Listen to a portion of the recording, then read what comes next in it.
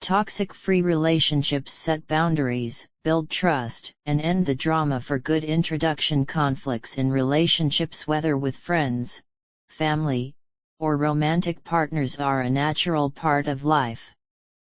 But they don't have to be overwhelming or damaging. Drama-free living offers a thoughtful, empowering approach to handling disagreements, turning moments of tension into opportunities for growth, understanding, and connection. This book is for anyone who wants to break free from recurring cycles of drama and conflict, and instead, create a space of peace, respect, and trust in their relationships. This guide is not about avoiding conflict, it's about dealing with it in a healthy and productive way. Whether you're struggling with a partner who has difficulty communicating, a friend who tends to overreact, or a family member who disregards your boundaries, Drama-Free Living provides practical tools to help you approach every relationship with clarity and confidence. You'll learn how to set strong boundaries without guilt, express your needs with honesty and kindness, and resolve disagreements without escalating the situation. In this book, you'll explore the importance of boundaries, why setting healthy boundaries is essential for maintaining your well-being, and how to communicate them effectively to prevent misunderstandings. Building trust in challenging moments, how to cultivate trust, even during difficult times, to strengthen your connections. Mastering calm communication, techniques for staying composed during tough conversations, ensuring that you communicate clearly without adding unnecessary stress. Understanding conflict styles, recognize your own way of handling conflict and learn how to adapt to the styles of others in your life to find common ground. Turning conflict into connection, discover how to use disagreements as an opportunity to grow closer and foster deeper understanding, rather than allowing them to drive a wedge between you. Whether you're navigating romantic relationships, friendships, or family dynamics, this guide is perfect for anyone seeking to create healthier, more peaceful connections. With Drama-Free Living, you'll not only improve your relationships but also grow as an individual, becoming more self-aware, more compassionate, and more at ease with yourself and others. If you're ready to stop feeling overwhelmed by conflict and start building relationships that are grounded in respect, love, and understanding, this book is the guide you need. Copyright 2025 by Nikki Rich. All rights reserved. No part of this book may be reproduced, stored in a retrieval system, or transmitted in any form or by any means, electronic, mechanical, photocopying, recording, or otherwise, without prior written permission of the publisher, except for the use of brief quotations in a book review or scholarly work. Contact Nikki at nkateemotions@gmail.com. Dedication to those who strive for peace in a chaotic world, this book is for you. To the ones who have loved deeply, only to face misunderstandings, heartbreaks, and moments of doubt yet continue to believe in the power of connection and healing. To the boundary setters, who have courageously drawn the lines to protect their hearts, their energy, and their well-being, even when it wasn't easy or well received. May you find strength in knowing that boundaries are not walls but bridges to healthier, more fulfilling relationships. To the overgivers, the peacemakers, and the ones who carry the weight of everyone else's emotions, this is for you. May you finally embrace the truth that your worth is not tied to how much you sacrifice but to the beautiful soul you are. To the ones who have endured toxic relationships, criticism, and emotional storms and have risen above the chaos with grace, self-awareness, and determination to live better, freer lives. May you continue to find your voice, hold on to your dignity, and inspire others with your strength. To my readers and everyone who has sought my guidance, thank you for allowing me into your world and trusting me to walk with you on your journey toward a drama-free life. Your stories, resilience, and transformation fuel my purpose. Finally, to anyone holding this book in their hands, I dedicate it to your growth, your peace, and your journey toward calm and confident living. May this guide serve as a companion to help you navigate conflict, repair trust, and find balance in every relationship you value. With love, Nikki Rich. Why I wrote this book. For most of my life, I struggled with toxic relationships, ones filled with criticism, manipulation, or emotional distance. Some were romantic, others were friendships or family ties, but the common thread was always the same: I felt drained, unheard, and often questioning my worth. I didn't just wake up one day and decide I had it all figured out. My journey toward understanding boundaries, trust, and emotional well-being took years. It took deep reflection, mistakes, trial and error, and, most of all, the realization that I had the power to change my relationships by changing myself. This book was born from that journey. I wrote Toxic-Free Relationships for anyone who has ever felt stuck in unhealthy patterns, whether with a partner, a friend, a coworker, or even a family member. I know firsthand how exhausting it is to be caught in cycles of negativity, guilt, and resentment. And I also know how freeing it is to break those cycles. Setting boundaries, building trust, and eliminating drama isn't about controlling others, it's about taking control of yourself. It's about recognizing your own needs, valuing your peace, and standing firm in what you will and won't tolerate. What you'll find inside this book isn't about blaming others or playing the victim. It's about empowerment. It's a guide to recognizing the signs of toxic behaviors, both in others and in yourself, setting healthy, guilt-free boundaries that stick, communicating in ways that build trust instead of fueling drama, breaking free from codependency and emotional exhaustion, creating relationships that uplift, rather than drain you. I wrote this book because I know how it feels to struggle, but I also know what's on the other side of that struggle: peace, confidence, and genuine connection. You deserve healthy relationships. If you've ever felt trapped in toxic patterns, I want you to know that change is possible. You are not powerless. You are not unworthy of love, respect, and peace. You can rewrite your story, just like I did. Toxic-Free Relationships is more than just a book, it's the guide I wish I had years ago.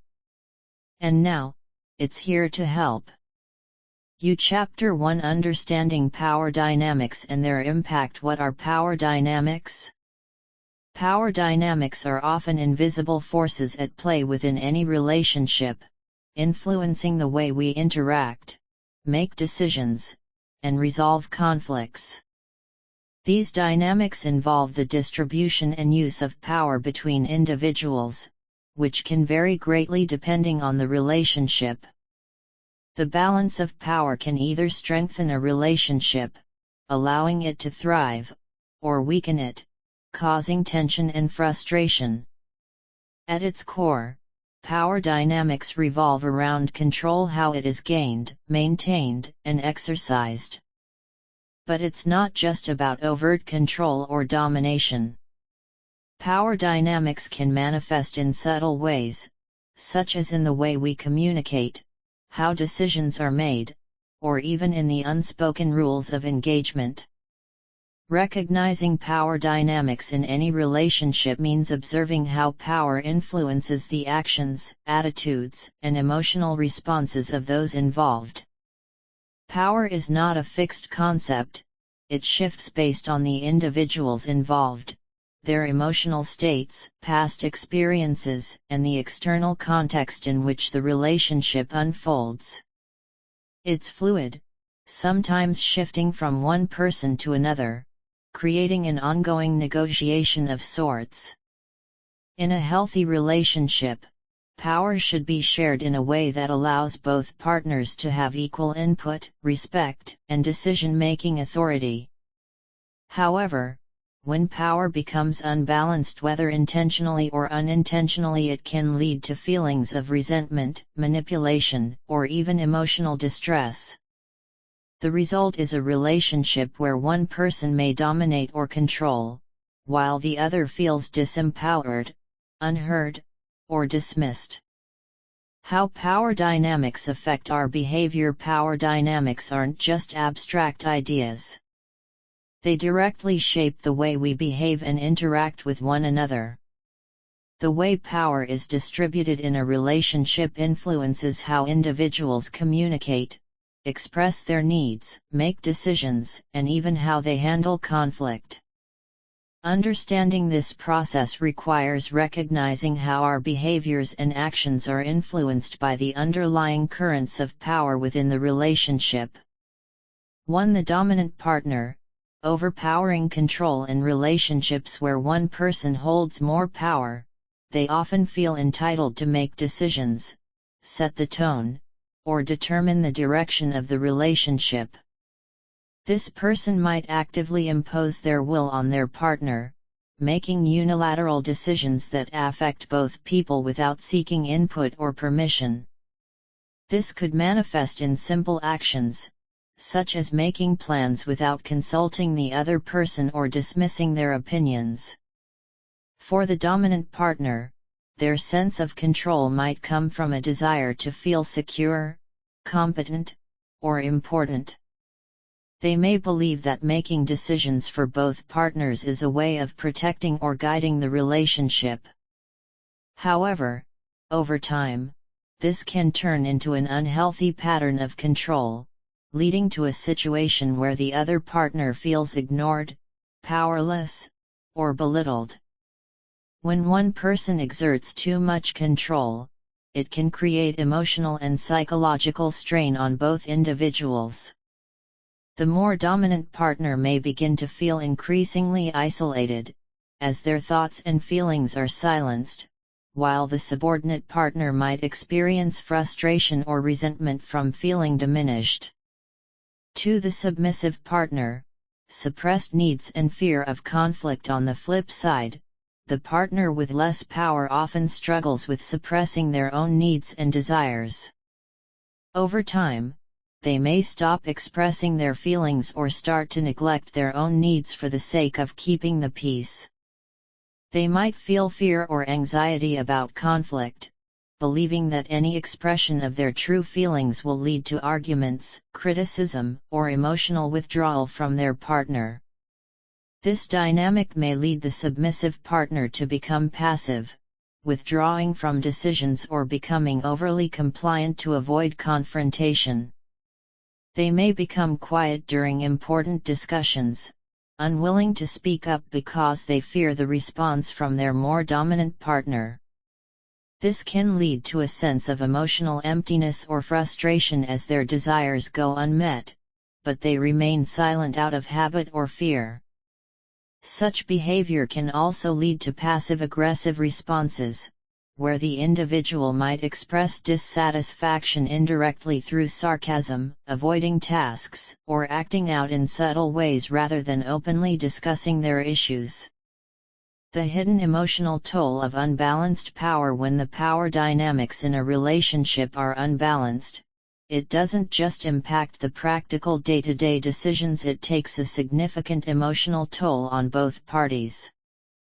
The dominant partner may begin to feel a burden of responsibility, anxiety, or even loneliness, as they feel the weight of constantly making decisions for both individuals. They might feel isolated, unsure of their partner's true feelings, and overwhelmed by the need to control or lead. On the other hand, the partner with less power may experience a feeling of insignificance. They might feel dismissed, unheard, and unimportant. Over time, this can erode their self-esteem, causing them to question their worth in the relationship. The constant emotional suppression and the failure to address personal needs can lead to resentment, bitterness, and even passive emotional withdrawal from the relationship. Moreover, the ongoing stress from the power imbalance can contribute to physical symptoms such as anxiety, depression, and sleep disturbances. Unresolved conflict, ongoing tension, and feelings of emotional neglect all add to the psychological burden, which may eventually result in a breakdown of the relationship itself. Recognizing power struggles in relationships where power struggles exist. Both partners may feel like they are constantly fighting for control or recognition. It's often subtle, like a constant undercurrent, but its effects are undeniable. Power struggles don't always look like full-on battles sometimes. They show up as little, everyday conflicts, such as decision-making disagreements. One partner insists on making all the decisions, while the other feels left out or overwhelmed. Emotional manipulation. One partner uses guilt, blame, or other tactics to get their way or make the other person feel obligated to comply. Communication breakdown. One person dominates the conversation, leaving the other feeling unheard or misunderstood. Withholding affection or communication. One partner deliberately withdraws affection or communication as a way to maintain power or influence the other partner's behavior. It's important to note that power struggles aren't always intentional. They can stem from unresolved emotional issues, insecurity, or past traumas that influence how we interact with others. However, the key to breaking these patterns lies in identifying them and taking steps to address them consciously. The importance of emotional safety in relationships. One of the most critical aspects of healthy relationships is emotional safety, the sense that both individuals feel secure enough to express themselves without fear of judgment, ridicule, or retribution. In a healthy dynamic, both partners can share their vulnerabilities, needs, and desires openly, knowing they will be heard and respected. Emotional safety also means having the ability to set boundaries without fear of crossing a line or being punished. It's the space where trust is nurtured, where conflicts can be addressed calmly and respectfully, and where both individuals can learn to balance their needs with those of their partner. When power dynamics are unbalanced, emotional safety is compromised. One partner might feel unsafe to express their emotions, while the other might feel insecure about their ability to lead or protect. This can create a vicious cycle of mistrust and defensiveness, where both individuals feel misunderstood or unsupported. Building awareness and challenging unhealthy power dynamics. Recognizing power dynamics in a relationship is the first step to changing them. In order to create healthier, more balanced relationships, both partners need to become aware of their roles in the dynamic and how their actions influence each other. This is where open communication comes into play, talking honestly about how each person feels about the power structure, whether conscious or unconscious, in the relationship. Challenging unhealthy power dynamics requires a willingness to be vulnerable, honest, and open. Both partners must be willing to listen, learn, and grow together.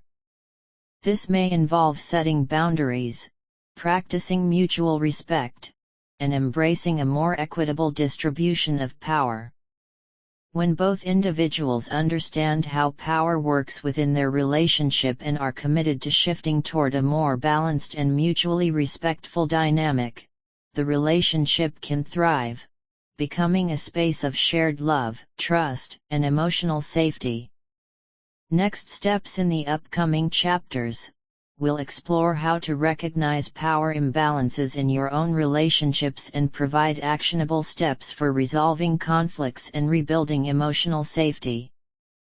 By understanding the hidden forces at play, you will be better equipped to create relationships where both individuals feel valued, respected, and heard.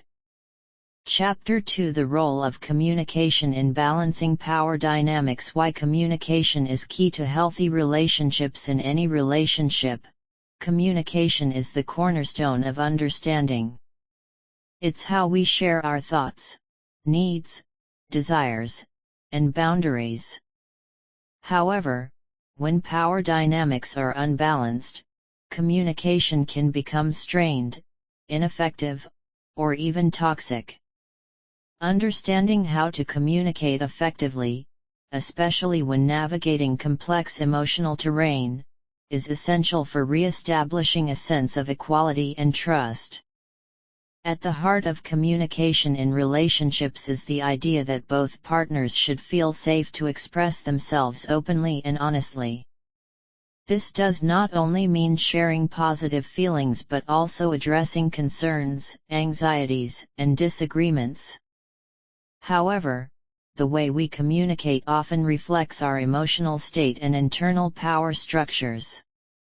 In a relationship where power is imbalanced, one person may dominate the conversation, while the other suppresses their emotions or feels unheard. The ability to communicate openly and with emotional awareness can either break down barriers or exacerbate them. When done with care and respect, communication serves as the tool that can reset the balance of power and foster a healthier, more respectful dynamic. Recognizing communication patterns in power imbalances. Power imbalances are often reflected in how people communicate in relationships. These patterns can range from overt control, such as speaking over the other person or refusing to listen, to more subtle forms of manipulation, such as guilt-tripping or dismissing the other person's point of view. Dominating conversations. A one-way street in relationships with unhealthy power dynamics. One partner may dominate conversations, not allowing the other to speak or be heard. This can manifest in several ways. Interrupting constantly. The dominant partner may interrupt their partner, not giving them the space to express themselves fully. This leads to a one-sided exchange where the partner with less power feels increasingly dismissed. Speaking over the partner. The dominant partner might dismiss their partner's point of view by speaking over them, invalidating their feelings or experiences. This minimizes the partner's sense of agency. Avoiding open discussion. Instead of engaging in constructive dialogue, the dominant partner might avoid discussions that make them uncomfortable, leaving issues unaddressed and creating emotional distance. When one partner continuously speaks over the other, it reinforces the imbalance in power. The partner with less power often becomes passive in the relationship, reluctant to speak up for fear of being dismissed or not listened to. Over time, this erodes their sense of self-worth and autonomy, as they feel that their opinions no longer matter. Silent treatment and emotional withdrawal. Another common form of unhealthy communication in relationships with power imbalances is the silent treatment or emotional withdrawal. In this scenario, one partner may use silence as a form of control, refusing to engage in conversations or address issues. This can be a way of maintaining power by making the other person feel neglected or anxious about the lack of communication. Emotional withdrawal is often linked to unresolved emotional pain or fear of conflict. The person withdrawing may avoid communication because they feel overwhelmed by emotions or because they want to avoid confrontation at all costs. Unfortunately, this tactic only deepens the emotional divide between the partners, making it more difficult to resolve conflicts and rebuild trust. For the person on the receiving end of this withdrawal, it can be emotionally draining. The lack of communication makes them feel ignored, unimportant, and even rejected.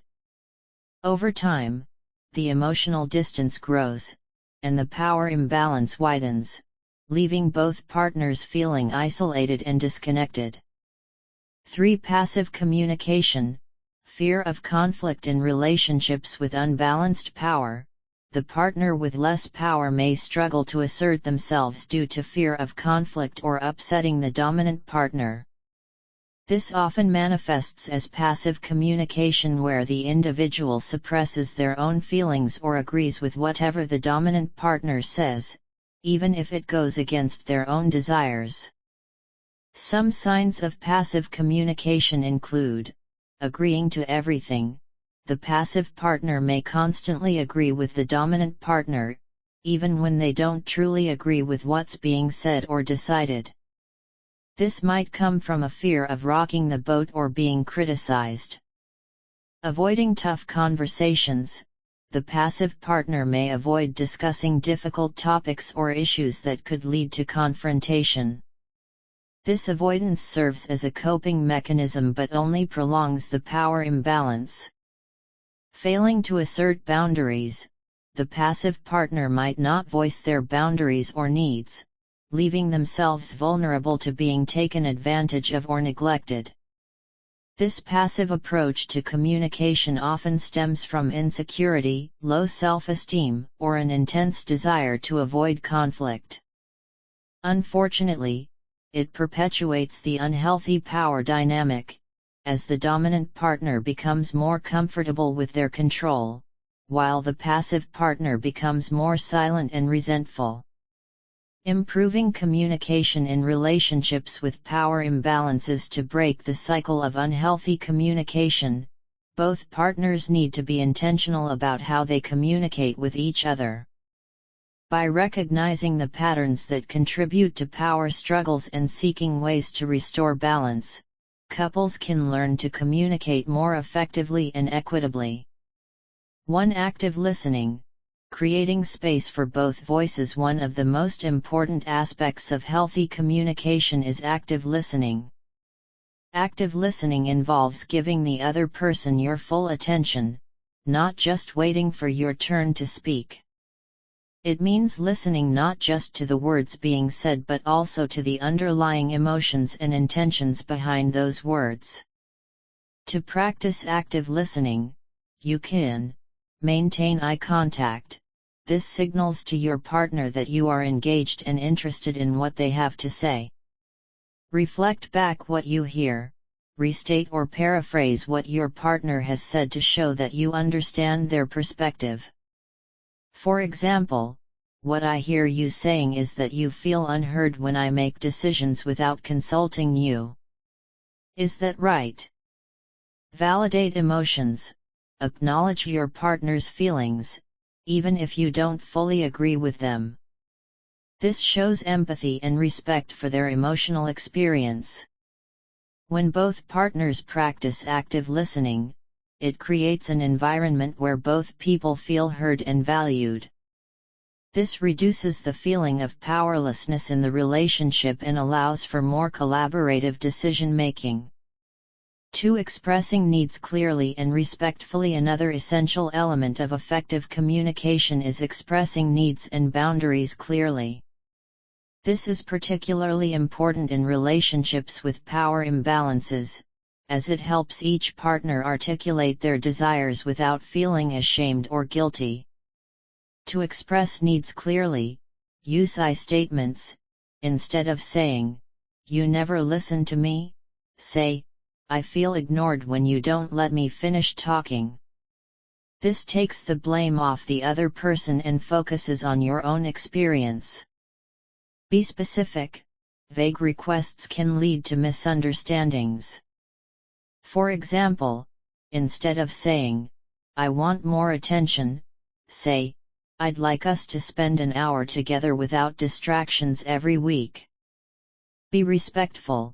Speak with kindness and respect, even when discussing difficult issues.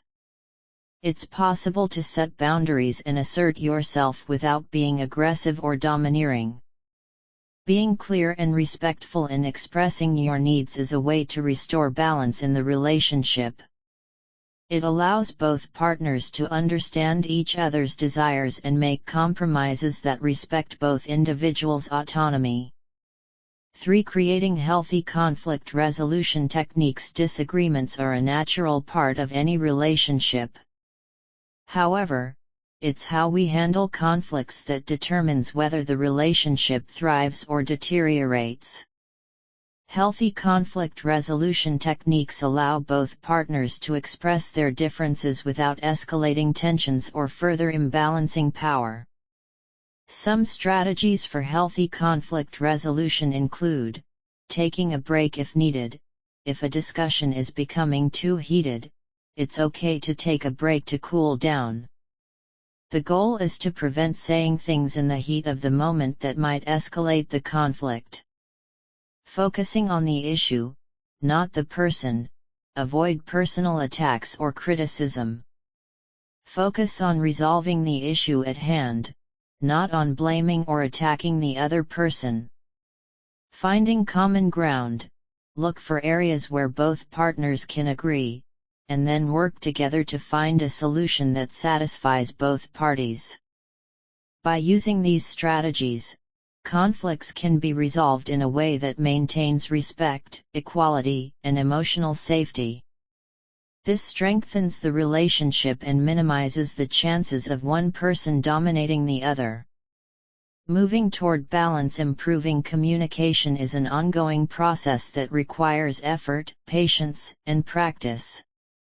The key to balancing power dynamics is recognizing unhealthy communication patterns, taking responsibility for your own role in the dynamic, and working together to restore equality in the relationship.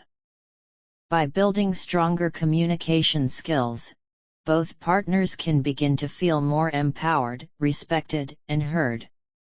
In the next chapter, we'll explore practical strategies for setting healthy boundaries and learning to protect your emotional well-being in the face of power imbalances.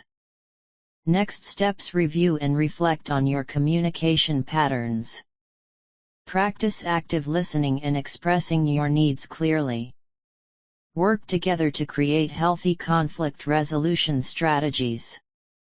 This chapter provides a foundation for understanding how communication shapes the balance of power in relationships. Chapter 3: Setting boundaries and protecting your emotional well-being. The importance of boundaries in relationships. Boundaries are essential in every relationship, but when dealing with power imbalances, they become even more critical.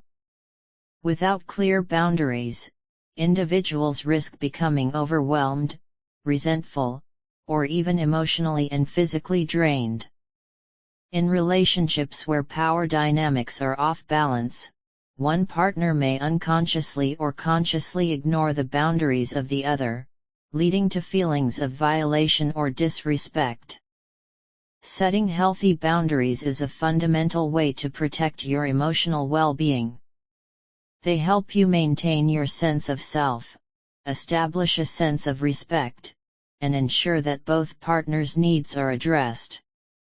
When power is unbalanced, the stronger partner may push or test boundaries, often out of a desire to maintain control. As a result, the person with less power may feel unable to assert their needs, contributing to the emotional strain.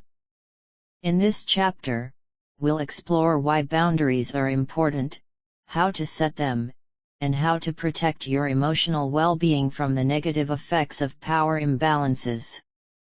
What are healthy boundaries? Healthy boundaries are guidelines, rules, or limits that you set for yourself within a relationship to ensure that you feel respected, safe, and valued. Boundaries define where one person ends and the other begins. They allow for individuality while promoting mutual respect and understanding. Boundaries help ensure that each partner has the space to express themselves authentically, without fear of judgment, manipulation, or control. Healthy boundaries can exist in many forms. Physical boundaries: these refer to the physical space you need in a relationship. For example, you might set boundaries regarding how close someone can stand to you or when you need time alone. Emotional boundaries. These boundaries protect your emotional well-being.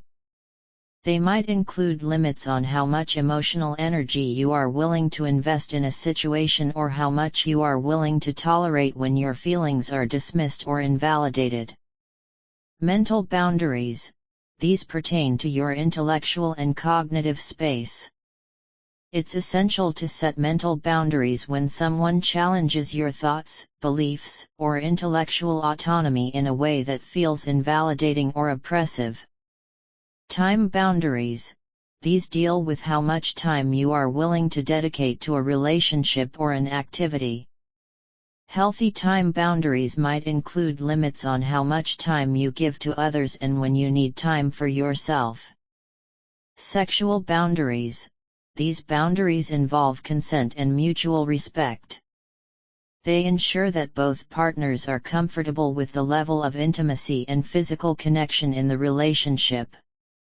Setting clear boundaries ensures that each partner's needs are respected and that no one is taken advantage of or dismissed.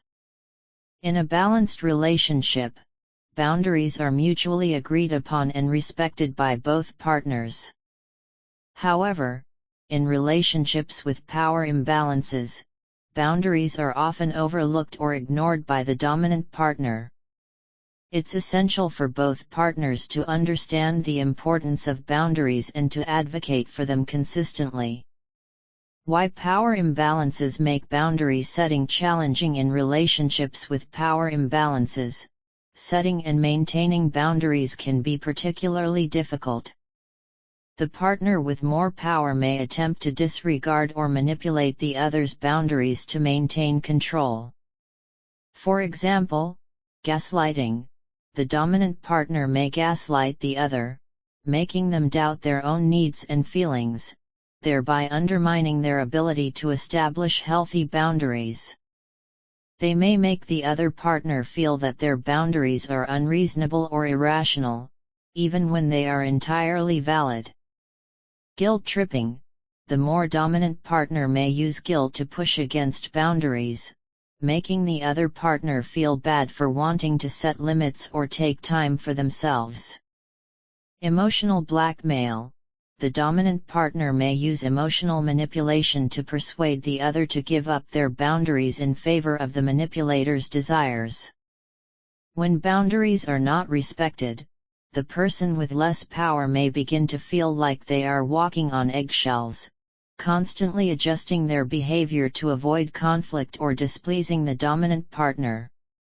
This creates an unhealthy dynamic where one partner's needs take precedence over the other's, leading to feelings of resentment and frustration.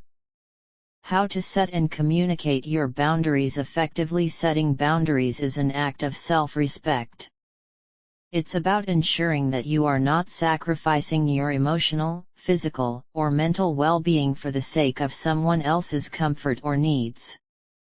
To set healthy boundaries, consider the following steps. 1. Know your needs and limits before you can set boundaries. You must first understand your own needs, limits, and personal values.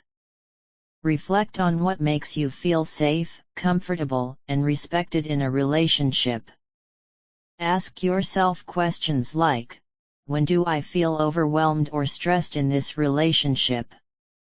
What behaviors or actions make me feel disrespected or invalidated? What am I willing to tolerate, and where do I draw the line? Knowing your needs and limits gives you the clarity to establish boundaries that protect your well-being.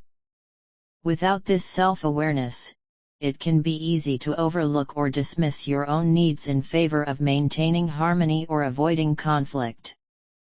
2. Be clear and direct. Once you know what boundaries you need, it's essential to communicate them clearly and directly to your partner. Use I statements to express your needs without blaming or accusing the other person. For example, I need some time alone after work to recharge.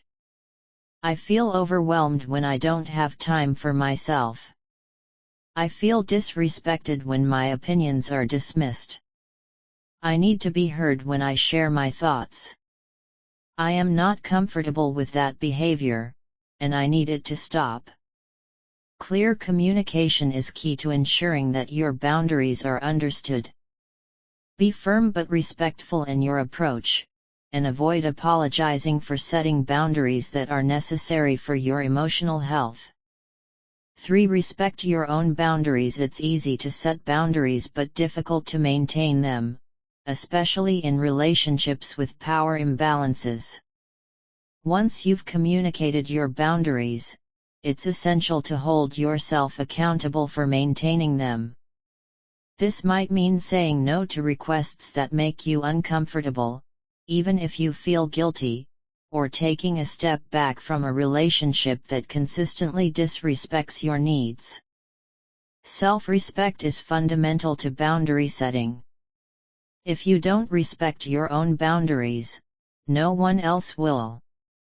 Stay committed to honoring your limits, and recognize that doing so is an act of self-care and self-love. 4. Expect pushback and stand firm in relationships with power imbalances. You may experience pushback when you set boundaries. The dominant partner may challenge your limits, try to guilt-trip you, or manipulate your feelings to get what they want. This is a natural part of the process, especially if your boundaries are new or unfamiliar to the other person. It's important to remain firm and unwavering in your commitment to your boundaries. You may need to repeat your boundaries multiple times or reinforce them with actions.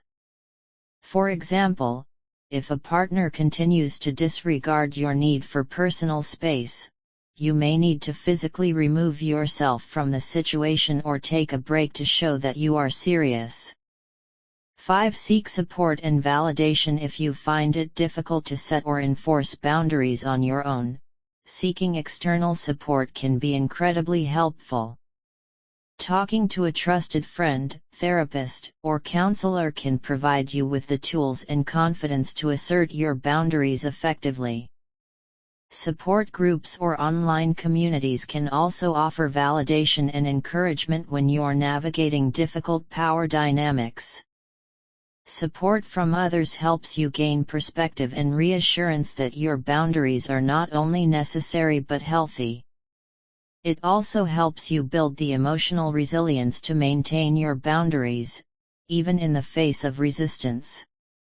Protecting your emotional well-being. Setting boundaries is crucial for emotional well-being, but there are other strategies you can implement to protect yourself from the negative effects of power imbalances. Practice self-care. Prioritize activities that nourish your body, mind, and spirit. Exercise, meditation, journaling, and spending time with loved ones can help replenish your emotional reserves. Create emotional distance. If the power imbalance is too overwhelming, it may be necessary to emotionally distance yourself from the relationship temporarily. This gives you space to reflect on the situation and assess whether the relationship is sustainable. Re-evaluate the relationship. In some cases, the power imbalance may be too entrenched, and no amount of boundary setting or communication can restore balance. If the relationship is causing ongoing harm or emotional distress, it may be necessary to re-evaluate whether it's worth continuing. Conclusion. Boundaries are essential for maintaining emotional health and restoring balance in relationships with power imbalances. Setting clear and firm boundaries allows both partners to express their needs, respect each other's autonomy, and build a more balanced and equitable dynamic. While boundary setting can be challenging, especially when power imbalances exist, it's a necessary step in reclaiming your emotional well-being and protecting yourself from manipulation or harm. In the next chapter, we'll explore navigating toxic behavior and emotional manipulation within relationships and how to protect yourself from these dynamics while still striving for balance and growth. Next steps reflect on the boundaries you need to set in your relationship. Practice communicating your boundaries with respect and clarity. Seek external support if needed and remember that you are entitled to your emotional well-being. Chapter 4: Navigating Toxic Behavior and Emotional Manipulation in Relationships. In every relationship, there is potential for emotional turbulence, but when dealing with toxic behaviors and emotional manipulation, the damage can be more significant and long-lasting. It's often difficult to recognize when you're being manipulated, especially when it's subtle or disguised as love or care. Toxic behavior can be both direct and indirect, and emotional manipulation may leave you second-guessing yourself, undermining your self-worth, and creating confusion. This chapter will explore the common forms of toxic behaviors and emotional manipulation, how to recognize them, and strategies to protect yourself while striving to maintain healthy dynamics in your relationships. What is toxic behavior? Toxic behavior refers to actions or patterns that harm or drain the emotional, mental, or physical health of another person. It involves behaviors that prioritize one individual's needs, desires, or sense of control over the well-being of others.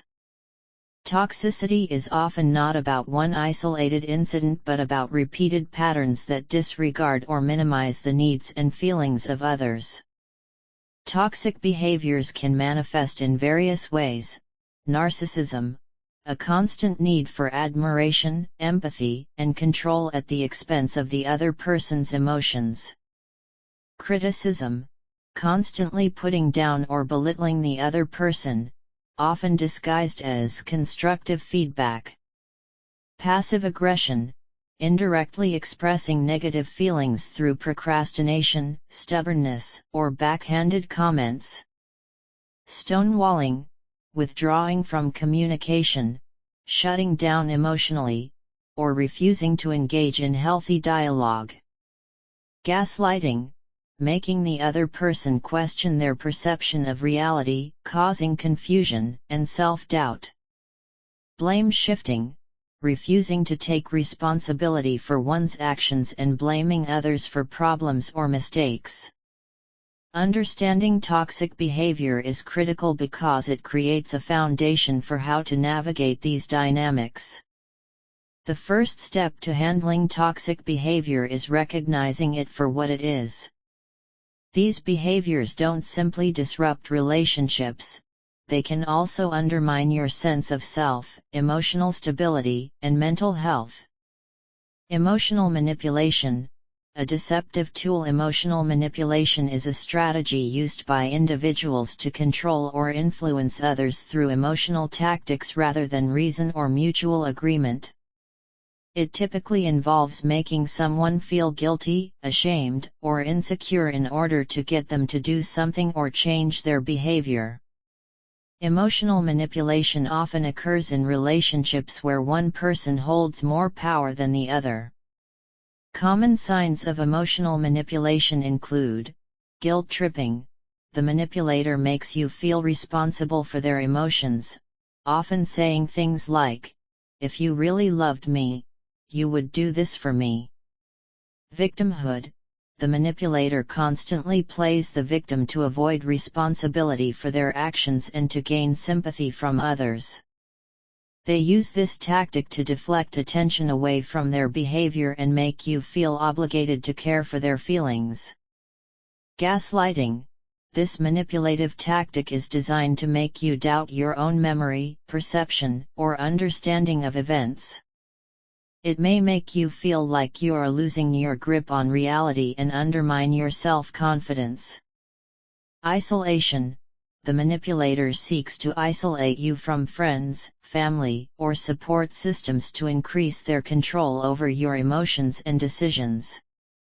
This could involve speaking negatively about others in your life to make you believe that no one else cares about you as much as they do. The silent treatment. This form of manipulation involves intentionally withdrawing communication to punish the other person and force them to conform to the manipulator's desires. Emotional manipulators often use the other person's emotions to further their own agenda. They make you feel responsible for their happiness or well-being, which shifts the power dynamic in the relationship. How to recognize toxic behavior and manipulation. Recognizing toxic behavior and emotional manipulation can be difficult because it often operates under the surface and slowly erodes your sense of self. Here are several signs to watch for. 1. Constant confusion and self-doubt. One of the key effects of emotional manipulation is that it makes you doubt your perception of reality. Gaslighting is particularly insidious because it doesn't happen all at once. Instead, it chips away at your confidence and leaves you questioning even simple facts. For example, a manipulative partner might deny things they said or did, causing you to question your memory and sense of truth. If you constantly find yourself questioning your own thoughts, emotions, or experiences, it's a sign that toxic behaviors may be at play. 2. Feeling overwhelmed or drained. Toxic relationships drain your emotional energy. If you feel exhausted after spending time with someone, especially when it feels like you're giving more than you're receiving, it could be a sign of an emotionally manipulative or toxic dynamic. Manipulators often keep their partners on edge, requiring them to constantly cater to their needs or manage their emotions. If you leave an interaction feeling emotionally drained or depleted, ask yourself why. Does the other person seem to prioritize their needs while ignoring yours? 3. Feeling responsible for another's emotions. Manipulators often use guilt to control their partners. If you're constantly feeling responsible for someone else's emotional state or their happiness, this is a clear sign of emotional manipulation. Healthy relationships involve mutual care, not the constant need for one person to regulate the other's emotions. If you find yourself apologizing for things you didn't do or taking responsibility for someone else's emotional responses, you may be caught in a manipulative cycle. 4. The good and bad dynamic. Toxic relationships often operate on a cycle of extreme highs and lows. 1 minute, the manipulator is showering you with affection or praise, and the next, they are withdrawing, being critical, or indifferent. This creates an emotional roller coaster where you are left constantly striving to regain the affection or approval of the manipulator. This back-and-forth dynamic creates confusion, emotional dependence, and a constant need for validation. 5. Avoidance of accountability. Manipulative individuals often refuse to take responsibility for their actions. Instead, they deflect blame, making you feel like everything that goes wrong is your fault. In a healthy relationship, both partners take accountability for their actions and apologize when necessary. In toxic relationships, one partner may consistently refuse to acknowledge their mistakes or wrongdoing. Protecting yourself from toxic behavior. Protecting yourself from toxic behaviors and emotional manipulation requires setting strong boundaries, cultivating self-awareness, and seeking external support. Here are some strategies to help safeguard your emotional well-being. 1. Recognize your worth. The foundation of protection from toxic behavior starts with understanding your inherent worth. If you don't value yourself, it becomes easier for others to manipulate or mistreat you. Cultivating self-love and self-respect is essential in countering manipulation and toxic behavior. Remember that you deserve respect, care, and kindness. Don't settle for relationships where these qualities are absent. 2. Set clear and consistent boundaries. As we discussed in previous chapters, boundaries are essential in protecting your emotional health. Once you've identified toxic behaviors, it's important to clearly communicate your boundaries to the other person. Be firm in expressing what is acceptable and what is not. If you are dealing with an emotional manipulator, be prepared for resistance. They may try to push against your boundaries, so it's essential to remain consistent and firm. Reiterate your boundaries calmly, and hold the manipulator accountable for violating them.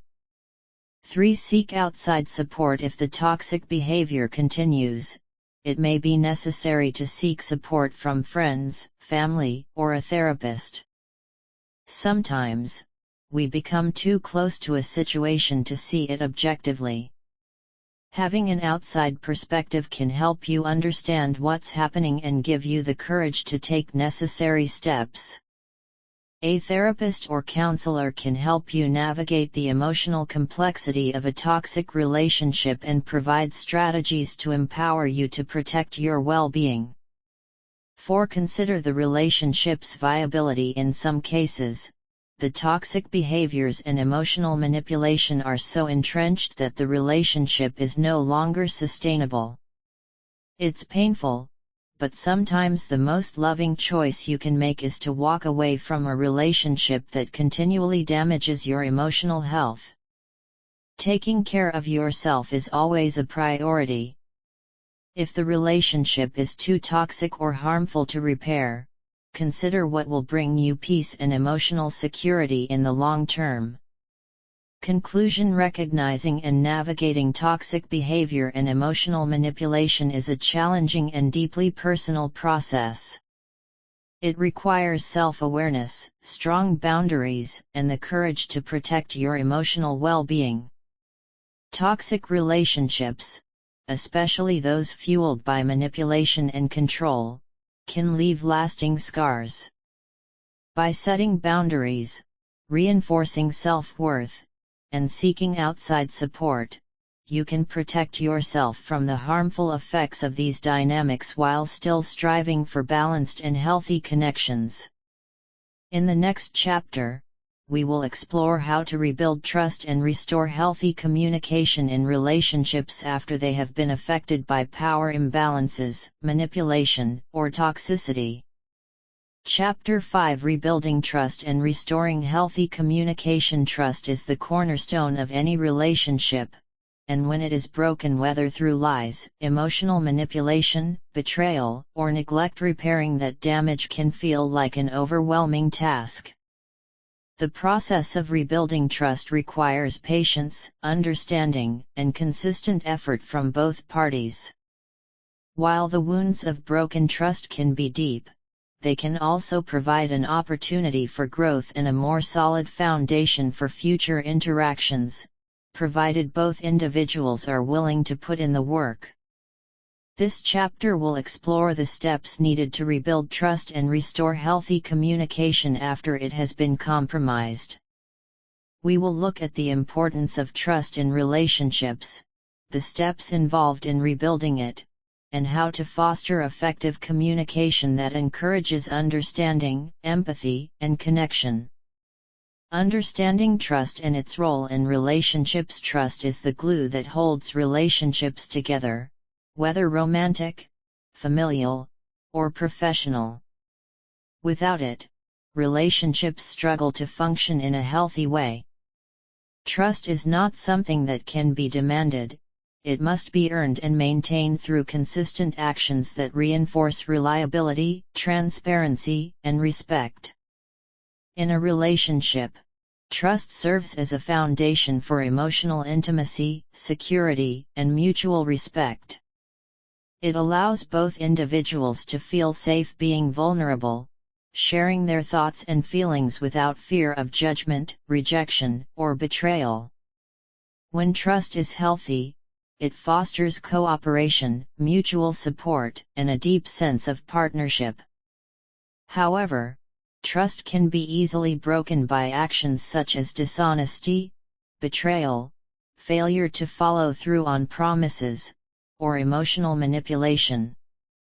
Once broken, trust can be difficult to rebuild, but it is not impossible. Understanding the process and actively engaging in efforts to restore it is essential for any relationship to thrive. The stages of rebuilding trust. Rebuilding trust is not a quick process. It requires time, consistent effort, and a willingness to address the underlying issues that contributed to the breakdown. Here are the stages of rebuilding trust. 1. Acknowledging the break in trust. The first step in rebuilding trust is acknowledging that it has been broken. This can be a difficult conversation to have, but it is essential for both parties to admit that the relationship has been harmed in some way. The individual responsible for breaking the trust must take responsibility for their actions, acknowledging the hurt or damage they caused without making excuses or deflecting blame. For the person who has been hurt, it's important to express the impact the broken trust has had on them. This includes explaining how the actions made them feel, the consequences of the betrayal, and why it has affected the relationship. 2. Honest and open communication. Effective communication is the foundation of any healthy relationship, and this is especially true when rebuilding trust. Both individuals must be willing to engage in open and honest dialogue, where feelings and needs are expressed clearly and respectfully. This involves listening to each other with empathy and without judgment, allowing each person to feel heard and understood. For the individual who has broken the trust, this communication should include full transparency. They should be willing to answer questions honestly and provide the necessary information to reassure the other person that they are taking steps to correct the situation. The person who has been hurt must also be open to receiving this communication. They may need time to process the information and may have questions or concerns that require further clarification. 3. Demonstrating accountability and responsibility. Trust can only be rebuilt if both parties take responsibility for their actions and behaviors. For the individual who has violated the trust, it is crucial that they demonstrate accountability by not only apologizing but by actively working to make amends. This may involve specific actions to show that they are committed to change, such as therapy, better communication, or implementing new behaviors that reflect trustworthiness. For the person who has been hurt, demonstrating accountability means taking responsibility for their role in the relationship dynamic. Even if they were not directly responsible for breaking the trust, they may need to acknowledge any patterns in the relationship that allowed the breach of trust to happen. This could involve recognizing if they neglected their own needs, ignored warning signs, or stayed in the relationship out of fear or guilt. Rebuilding trust requires both people to be accountable, recognizing that it is a two-way street and that both need to work on themselves for the relationship to heal. 4. Creating a safe environment for vulnerability. Trust is rooted in vulnerability. When trust is broken, vulnerability is often one of the first things that disappears. To rebuild trust, both individuals must create a safe emotional environment where they can be vulnerable with each other without fear of judgment or retaliation. The person who has broken the trust must demonstrate through consistent actions that they are trustworthy, and the individual who has been hurt must feel emotionally safe enough to open up again. This might involve giving space and time for healing, as well as establishing clear boundaries to protect against further harm. Restoring healthy communication in relationships. Healthy communication is the backbone of any strong relationship. After trust is broken, restoring healthy communication is critical for healing. This section will focus on how to rebuild the lines of communication and establish patterns that promote openness, empathy, and connection. 1. Practice active listening. Active listening involves fully focusing on what the other person is saying, understanding their message, and responding thoughtfully. It requires giving your full attention and not interrupting, making it one of the most important communication skills for rebuilding trust. When rebuilding trust, listening with empathy is especially important. Both individuals should feel understood, and their feelings should be validated. This means avoiding distractions, maintaining eye contact, and reflecting back what you've heard to ensure clarity. To use I statements. One of the key techniques in maintaining healthy communication is using I statements instead of you statements. This allows each person to express their feelings without sounding accusatory or blaming the other person. For example, saying "I feel hurt when you cancel plans without telling me" is much more constructive than saying "you always cancel plans, and it's inconsiderate." I statements help to express vulnerability, focusing on how a situation makes you feel rather than attacking the other person. This promotes understanding and reduces defensiveness. 3. Be consistent and reliable. Rebuilding trust also requires consistent action. Words alone are not enough. People need to see that the changes made are not temporary but are part of a long-term commitment to change.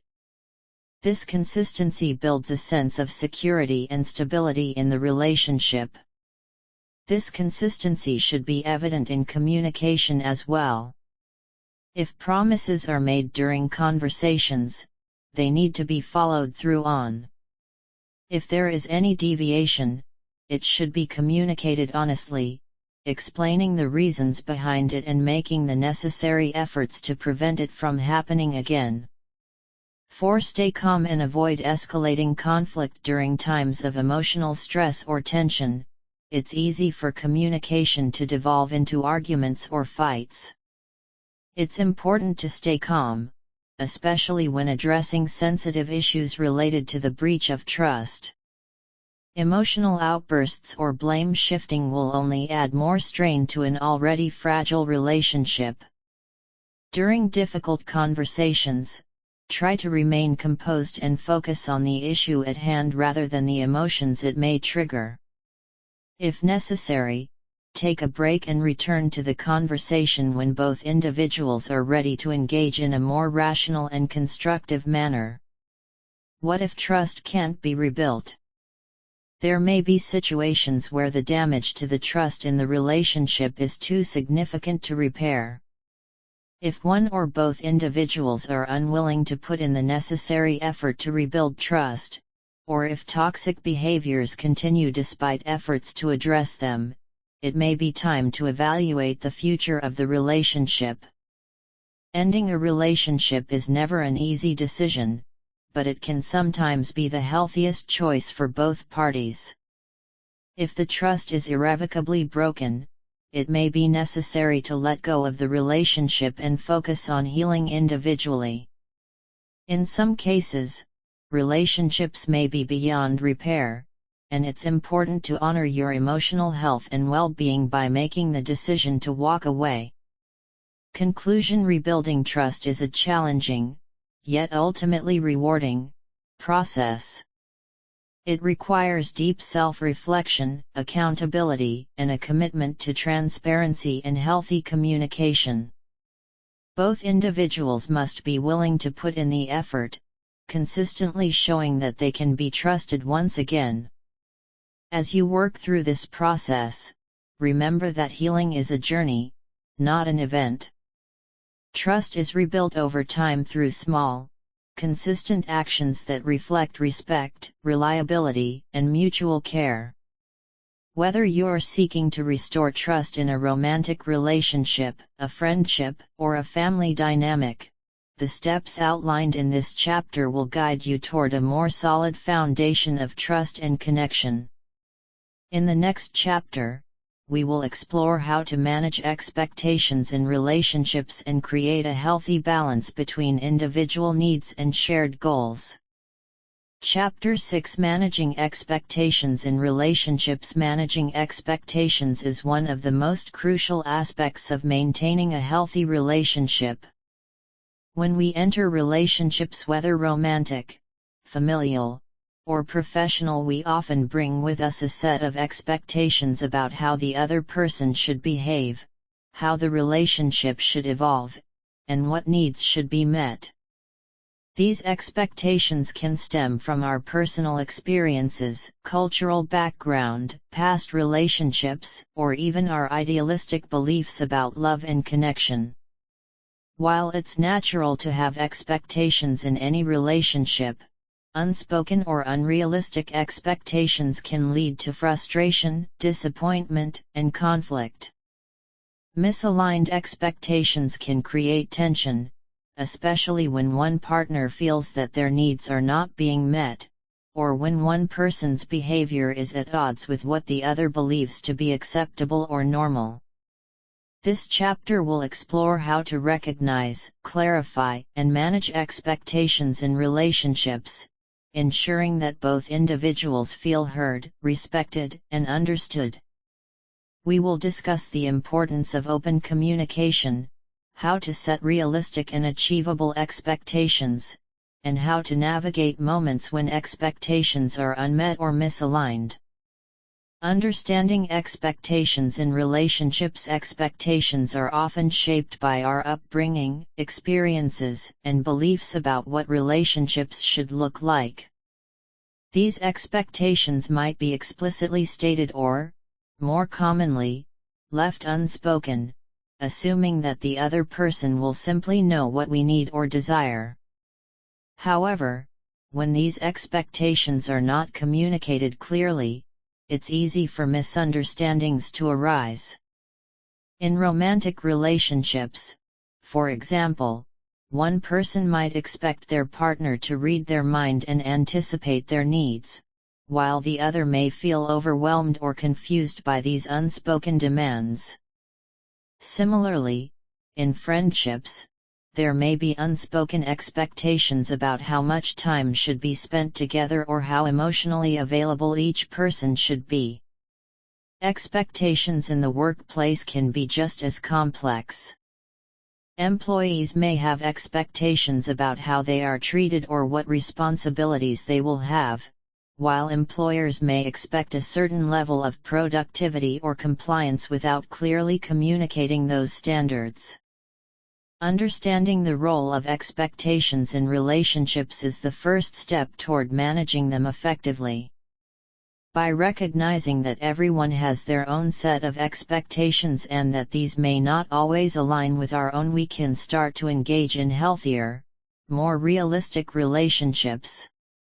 The dangers of unrealistic expectations. Unrealistic expectations are a significant source of conflict in relationships. These expectations often arise from idealistic beliefs or distorted perceptions of what relationships should be. For example, in romantic relationships, one partner might expect constant romantic gestures, perfect communication, or a level of emotional support that is simply unsustainable or unrealistic for the other person to provide consistently. Unrealistic expectations can lead to disappointment and resentment. When expectations are not met, one person may feel disappointed or betrayed. This can lead to resentment, especially if the person with unmet expectations believes the other should have known better. Communication breakdown. Unrealistic expectations can prevent open and honest communication, as one or both parties may feel frustrated or unable to express their needs without being perceived as unreasonable. Unhealthy comparisons. Sometimes, unrealistic expectations arise from comparing our relationships to others. We may see couples on social media or in our social circle who seem to have it all together, leading to an expectation that our relationship should look the same. These comparisons can breed insecurity and dissatisfaction. Unnecessary conflict. When expectations are not aligned, small issues can snowball into larger conflicts. What started as a minor difference in preferences can escalate into a major disagreement, especially if both parties are unwilling to compromise or adjust their expectations. Recognizing when expectations are unrealistic is key to managing them. It's important to acknowledge that no one person can meet all of another's needs all the time. Relationships require compromise, flexibility, and mutual understanding. The role of communication in managing expectations. Effective communication is at the heart of managing expectations in relationships. Both individuals must be able to express their needs and desires clearly, while also listening to and respecting the other person's point of view. 1. Start with open conversations. The first step in managing expectations is to openly communicate about them. This involves creating an environment where both people feel comfortable expressing their needs, desires, and concerns. Rather than assuming that your partner or colleague knows what you expect, have a conversation about it. In romantic relationships, you might say, "I've been feeling like we're not spending enough quality time together lately. I'd really appreciate it if we could set aside more time to connect." In the workplace, you might express, "I feel like I'm juggling too many tasks and need clearer guidelines on what's expected of me to perform better." For some, initiating this kind of conversation may be difficult, especially if they are worried about how the other person will react. However, the more you practice expressing yourself honestly, the easier it will become, and the more you'll see how it helps both parties understand each other's needs. 2. Be clear and specific when discussing expectations. It's important to be as clear and specific as possible. Vague statements such as "I just want more from you" or "I need you to be better at this" can lead to confusion and frustration. Instead, focus on concrete examples and actionable requests. For instance, if you're unhappy with the level of communication in your relationship, instead of saying, "We don't talk enough," try saying, "I'd love it if we could talk for 30 minutes every evening before bed to catch up on our day." The clearer you are about what you expect, the more likely it is that the other person will be able to meet those expectations. 3. Understand each other's needs. Expectations are often deeply tied to each person's needs. For instance, one person may expect their partner to show affection regularly because they have a strong need for physical touch, while the other might feel overwhelmed by constant displays of affection because their need is for more space or independence. Understanding where your expectations are coming from is critical. Take time to reflect on your own needs and communicate them. For example, you might say, "I need regular affirmation and reassurance in our relationship. It helps me feel secure and loved." By understanding each other's emotional needs, both individuals can better navigate how to meet each other's expectations in a healthy way.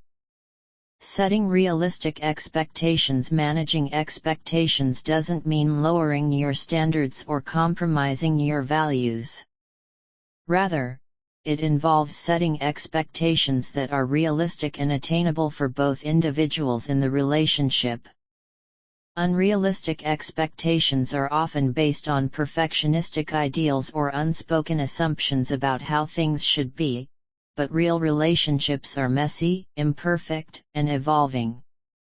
1. Focus on what matters most. Not every expectation is equally important.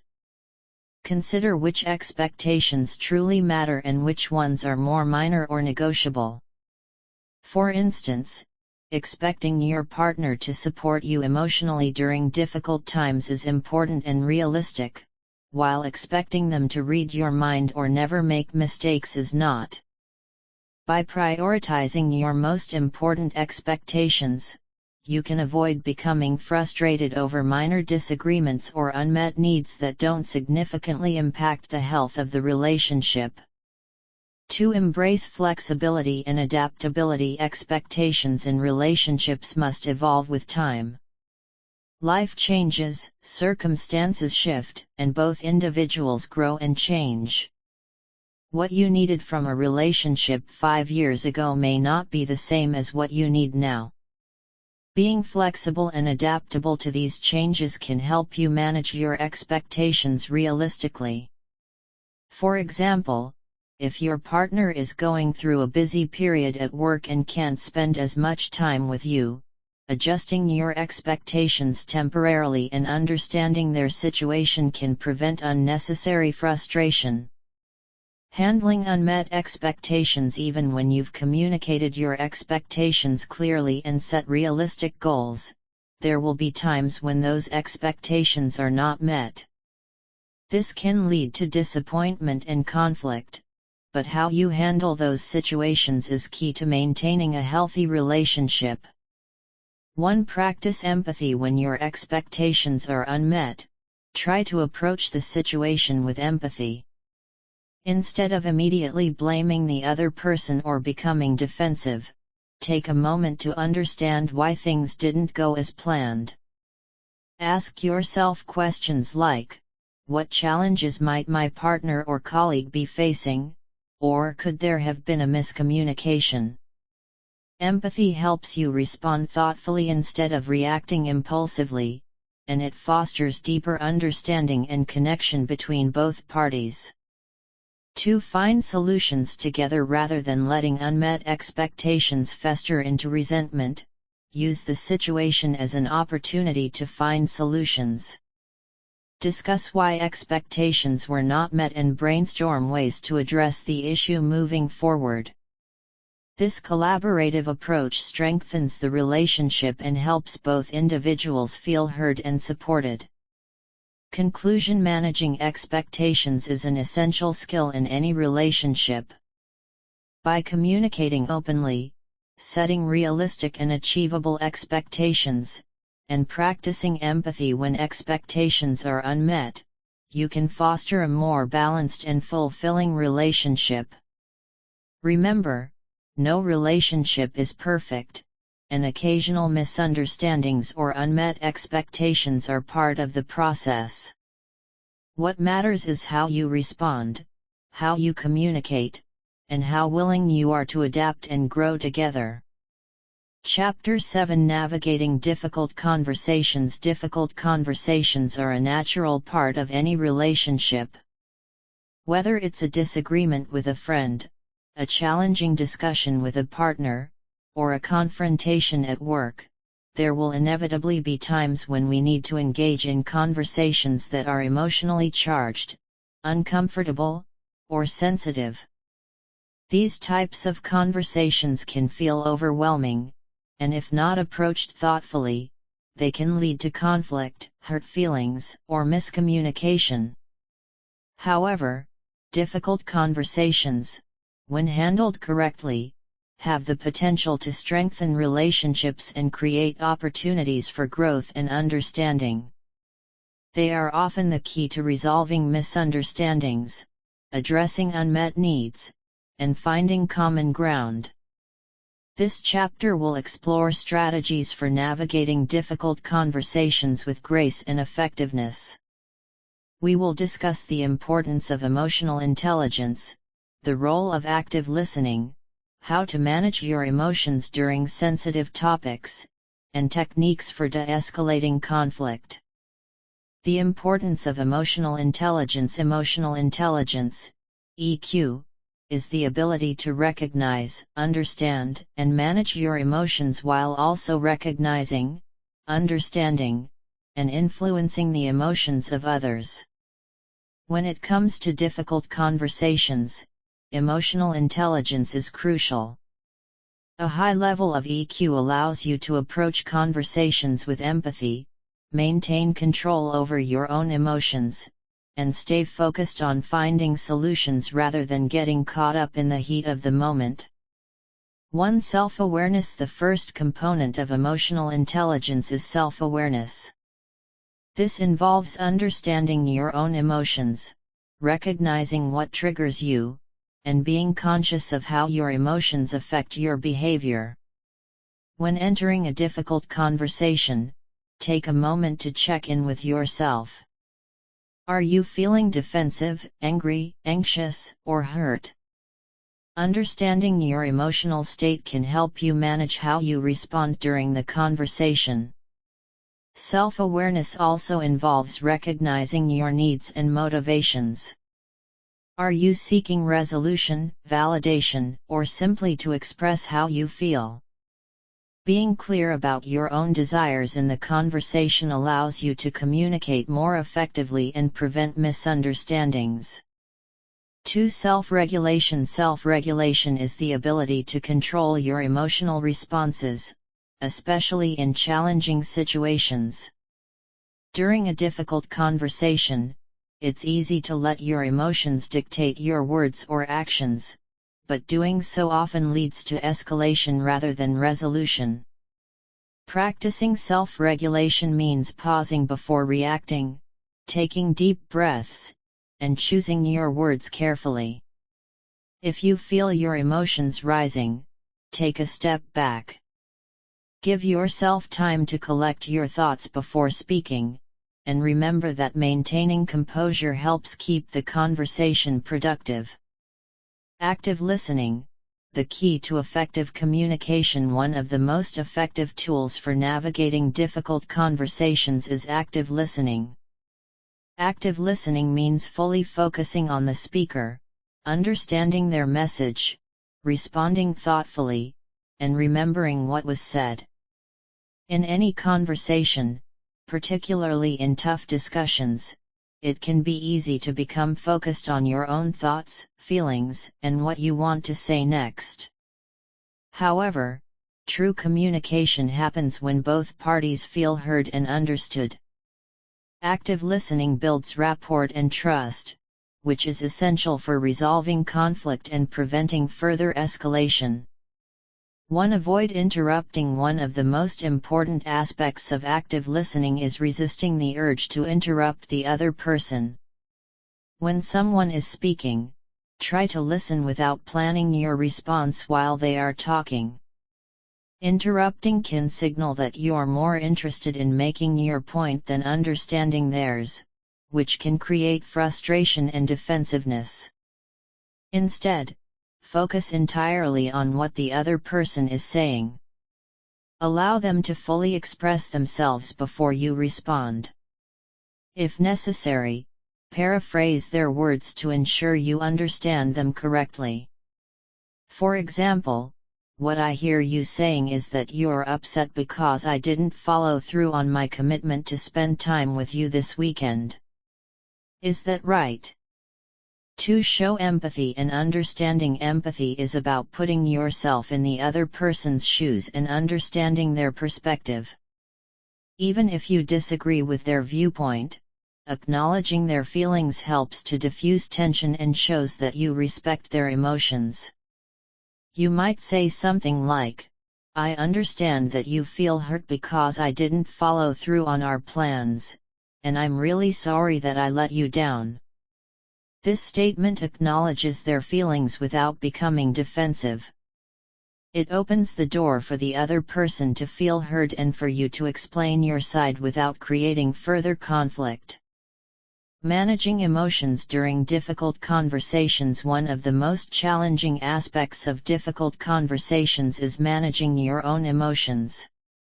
Whether it's frustration, anger, or anxiety, strong emotions can cloud your judgment, escalate the situation, and make it difficult to find common ground. 1. Take deep breaths. When you feel your emotions rising, take a deep breath.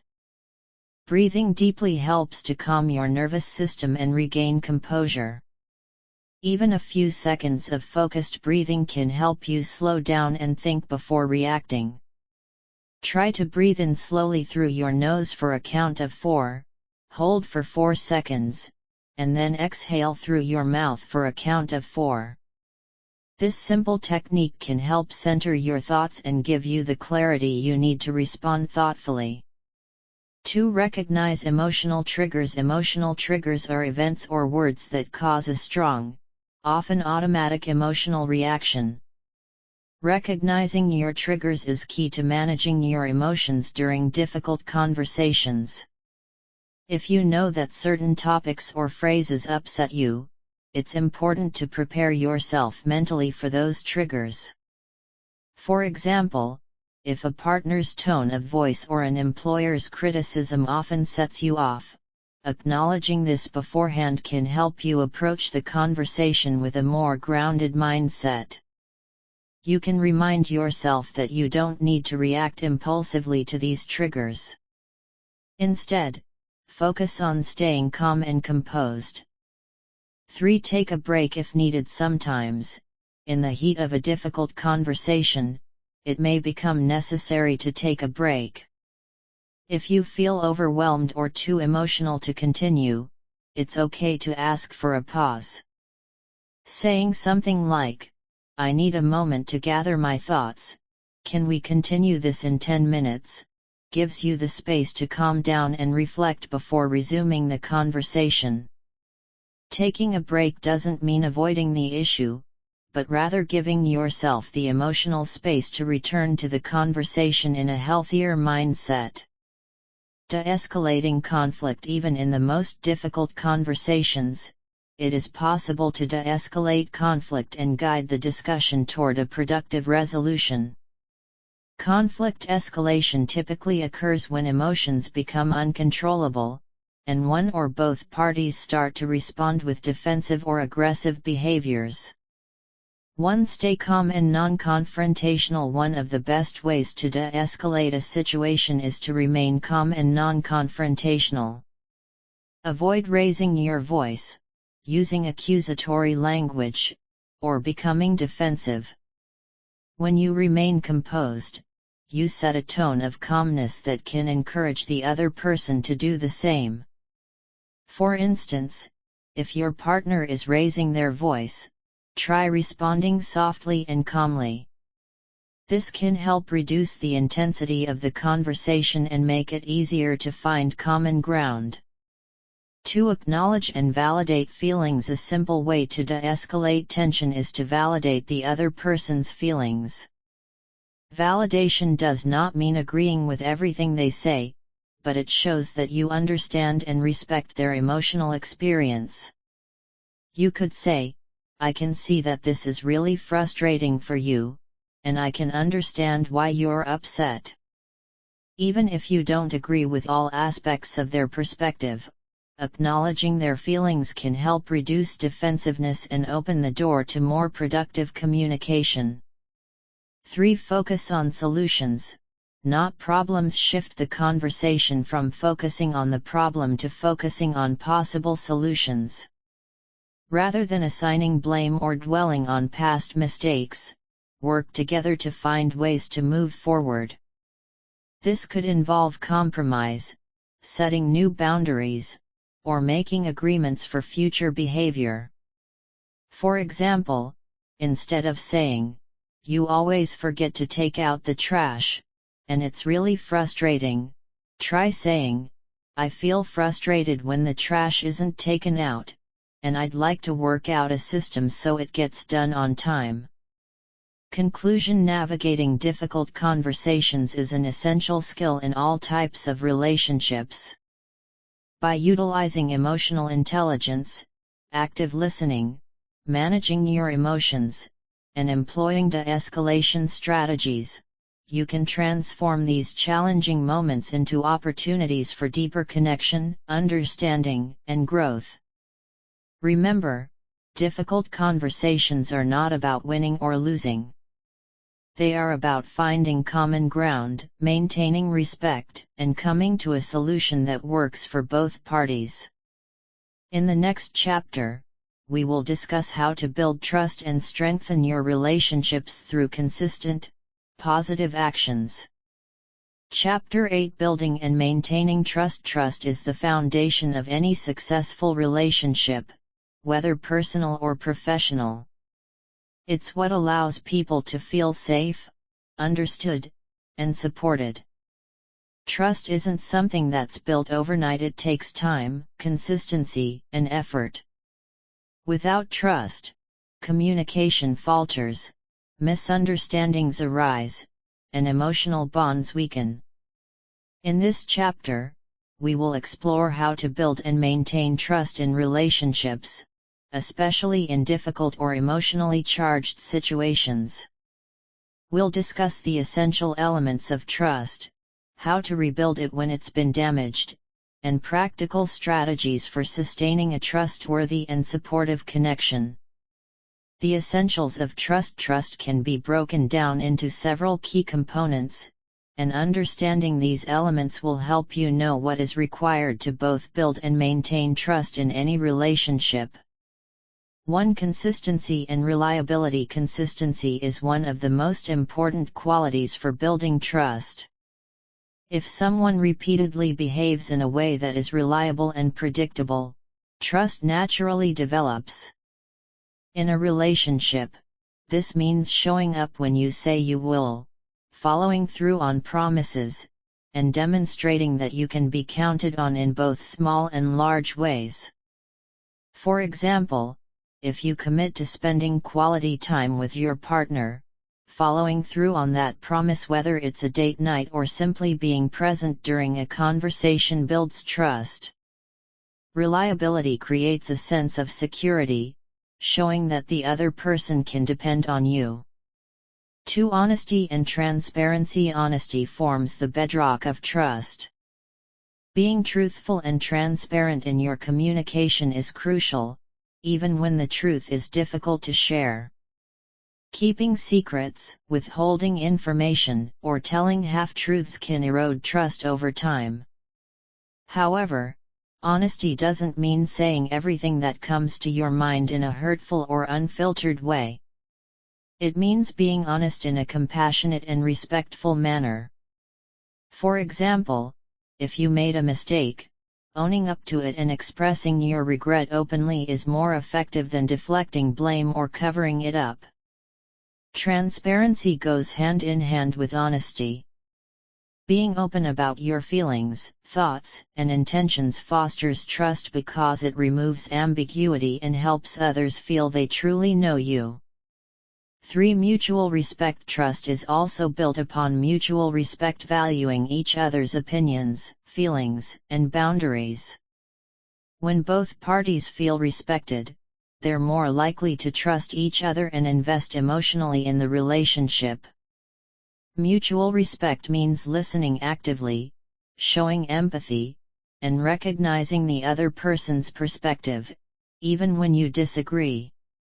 It also involves respecting boundaries, both physical and emotional. For example, if one partner expresses a need for personal space or time alone, respecting that request demonstrates trust and reinforces the idea that both individuals' needs are important. Rebuilding trust after it's been broken. Even in the best of relationships, trust can be broken. Whether due to a miscommunication, betrayal, or unmet expectations, the process of rebuilding trust takes time and effort from both parties. 1. Acknowledge the breach and take responsibility. The first step in rebuilding trust is acknowledging that the trust has been broken. This might involve accepting responsibility for your part in the situation, whether it's through actions or words. Avoiding responsibility or denying the issue only prolongs the healing process. For example, if you have hurt your partner by breaking a promise, acknowledge the pain your actions caused. A statement like, "I understand that when I didn't follow through on our plans, it made you feel unimportant, and I'm truly sorry for that," shows self-awareness and empathy. 2. Be patient and allow for healing. Rebuilding trust doesn't happen overnight. It takes time for the person who was hurt to heal and for trust to be re-established. Patience is key. Trying to rush the process or expecting immediate forgiveness can create more resentment. Be patient with the person who was hurt, and give them space to process their emotions. Allow them to express their feelings without judgment. Show through your actions that you are committed to change and making amends. 3. Demonstrate change through action. Saying sorry is important, but actions speak louder than words. In order to rebuild trust, you need to consistently demonstrate through your actions that you are committed to making things right. This could mean following through on promises, showing up when you say you will, or making an effort to address the root causes of the breach. If the issue was poor communication, work on improving how you communicate. If it was a lack of attention, show more mindfulness and care in your interactions. Over time, consistent positive actions will help to rebuild the damaged trust. Maintaining trust in relationships. Once trust is built or rebuilt, it's important to continue nurturing it. Trust is not something that can be taken for granted. It requires constant maintenance to remain strong. Just as a plant needs regular care to grow, trust needs to be nurtured and protected. 1. Regular communication and check-ins. Ongoing communication is essential to maintaining trust. It's easy for misunderstandings to creep in when people aren't open and communicative. Regular check-ins with your partner or team members can help prevent small issues from becoming larger problems. For example, setting aside time each week to discuss any concerns, express appreciation, and update each other on what's going on in your lives can help keep the relationship strong. This also creates a space for honest feedback and allows both parties to feel heard. 2. Be accountable and stay committed. Accountability is a fundamental part of trust. If you make a mistake or fall short in some way, take responsibility for it. Trust is strengthened when both people know they can rely on the other to be honest, to admit when they're wrong, and to make efforts to improve. Staying committed to the relationship and showing that you prioritize the other person's well-being also helps maintain trust. When both individuals know they are valued, trust deepens and solidifies. 3. Show vulnerability and openness. Vulnerability is often seen as a weakness, but in the context of trust, it's a powerful tool. Showing vulnerability, being open about your fears, insecurities, and struggles encourages the other person to do the same. This creates an environment of mutual understanding and support. Being willing to express your true self, without the need to hide behind walls or facades, allows trust to flourish. For example, sharing a difficult experience from your past, or expressing your fears about the future, can deepen the connection and demonstrate emotional intimacy. Conclusion: building and maintaining trust is an ongoing process that requires consistent effort, honesty, and vulnerability.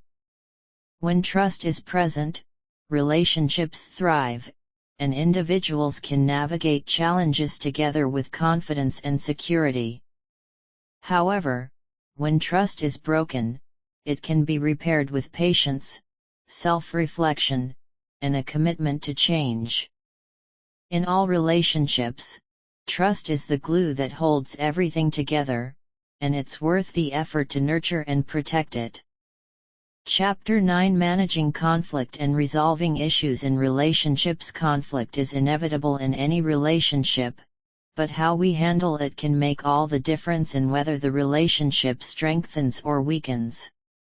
Conflict often arises from misunderstandings, unmet needs, differing expectations, or external stresses. If not managed properly, unresolved conflict can build resentment, break trust, and damage the emotional connection. In this chapter, we will explore effective conflict resolution techniques, how to stay calm during heated moments, and how to approach disagreements in a way that fosters understanding and growth. Understanding the nature of conflict in relationships. Conflict is a natural part of human interaction. In any relationship, two people bring different backgrounds, values, personalities, and perspectives.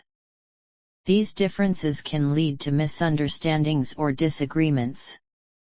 What's important is not the conflict itself, but how both parties handle it. 1. The difference between healthy and unhealthy conflict. Not all conflict is bad. Healthy conflict is marked by respectful communication, active listening, and a desire to reach a mutually agreeable solution. It's a chance to address issues, set boundaries, and grow together. Unhealthy conflict, on the other hand, often involves personal attacks, defensiveness, and escalation. It results in more harm than good, leaving both parties feeling misunderstood and disconnected. In healthy conflict, both individuals acknowledge their differences and work towards understanding. They focus on finding solutions, not on winning the argument. 2. Conflict triggers and patterns. Understanding what triggers conflict in your relationships is the first step toward managing it. Are there recurring issues that always seem to come up? Are there certain patterns of behavior that lead to escalation? Recognizing these patterns can help you approach conflict more proactively, rather than reacting in the heat of the moment. For example, one person might have a tendency to shut down emotionally during conflict, while the other may raise their voice. Recognizing these tendencies can allow both partners to make a conscious effort to avoid these behaviors and find healthier ways to communicate. Steps for managing conflict effectively. Once you understand the nature of conflict in your relationship, the next step is to learn how to manage it effectively. Here are some steps you can take to resolve disagreements in a way that promotes understanding and strengthens the relationship. 1. Stay calm and breathe. When conflict arises, it's easy to get caught up in the emotions of the moment. However, reacting impulsively or emotionally often escalates the situation. One of the most effective tools for managing conflict is to stay calm. This may seem difficult, but with practice, it becomes easier. Take deep breaths, count to 10, or take a short break to compose yourself before responding. This will help you approach the situation with a clear mind and avoid saying things you might regret later. It also gives the other person a chance to cool down if they're upset. 2. Use I statements instead of you statements. A key principle in conflict resolution is to focus on expressing your own feelings and needs rather than accusing the other person. Using I statements instead of you statements helps prevent the other person from feeling defensive. For example, instead of saying, "You never listen to me," try saying, "I feel unheard when I'm talking and you don't respond." This shift in language allows you to express your feelings without blaming the other person, which can reduce defensiveness and open the door for productive dialogue. 3. Practice active listening. Active listening is essential for understanding the other person's perspective. This means listening attentively without interrupting, judging, or formulating a response while the other person is speaking. Instead, focus on truly understanding their feelings and needs. One way to practice active listening is to repeat back what the other person said in your own words. For example, "It sounds like you're feeling frustrated because I didn't follow through on our plans. Is that right?" This technique not only shows the other person that you're listening, but it also gives them a chance to clarify if you misunderstood something. 4. Seek to understand, not to win in conflict. It's easy to fall into the mindset of winning the argument. However, the goal of conflict resolution should not be about who is right or wrong. It should be about finding common ground and reaching a solution that works for both parties. Instead of focusing on winning, try to approach the conversation with a spirit of collaboration. Ask yourself, what is the root of this issue? What do both of us need to feel heard and understood? This mindset shift helps to prevent a cycle of argument and leads to more productive and constructive conversations. 5. Focus on the issue, not the person. Avoid personal attacks, name-calling, or blaming. Focusing on the issue at hand rather than attacking the person helps prevent the conflict from escalating. When you focus on resolving the issue rather than criticizing the other person, the conversation remains respectful and productive. For example, instead of saying, "You're so selfish," focus on the specific action that led to the conflict. "I felt upset when you didn't consider my feelings when making that decision." This approach helps the conversation remain focused on solutions rather than on assigning blame. Turning conflict into opportunity for growth. While conflict can be uncomfortable, it also provides an opportunity for growth in relationships. When handled properly, conflict can strengthen the emotional bond between partners by improving communication, fostering understanding, and reinforcing trust. 1. Learn and grow from each conflict. After a conflict, take time to reflect on what happened. What were the triggers? How did you both handle the situation? What could have been done differently? By taking time to learn from each conflict, you can identify patterns and areas for improvement. This reflection can also lead to greater empathy. Understanding why your partner reacted the way they did can help you respond more thoughtfully in future conflicts. 2. Strengthen your communication skills. Conflict resolution requires strong communication skills, and every conflict provides an opportunity to improve those skills. You'll learn how to express yourself more clearly, listen better, and understand your partner's needs. Over time, this helps create more effective communication patterns that make future conflicts easier to navigate. By strengthening your communication skills, you also create a safer emotional environment where both people feel comfortable expressing their thoughts and feelings without fear of judgment or retaliation. 3. Use conflict to reinforce boundaries. Conflict is often a sign that one or both people's boundaries have been crossed. Use the resolution process as an opportunity to discuss and reinforce boundaries. Whether it's emotional, physical, or mental boundaries, understanding and respecting each other's limits is essential for maintaining a healthy relationship. For example, if one person feels overwhelmed by constant text messages from the other during work hours, a discussion about boundaries may lead to an agreement on when it's appropriate to contact each other during the day.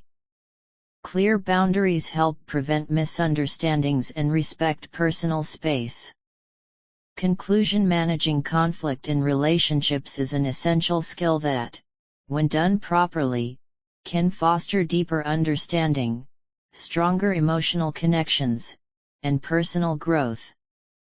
It's important to stay calm, communicate openly, listen actively, and work together to find solutions. By approaching conflict with respect and a collaborative mindset, you can turn disagreements into opportunities to strengthen your relationship and build a stronger foundation for the future.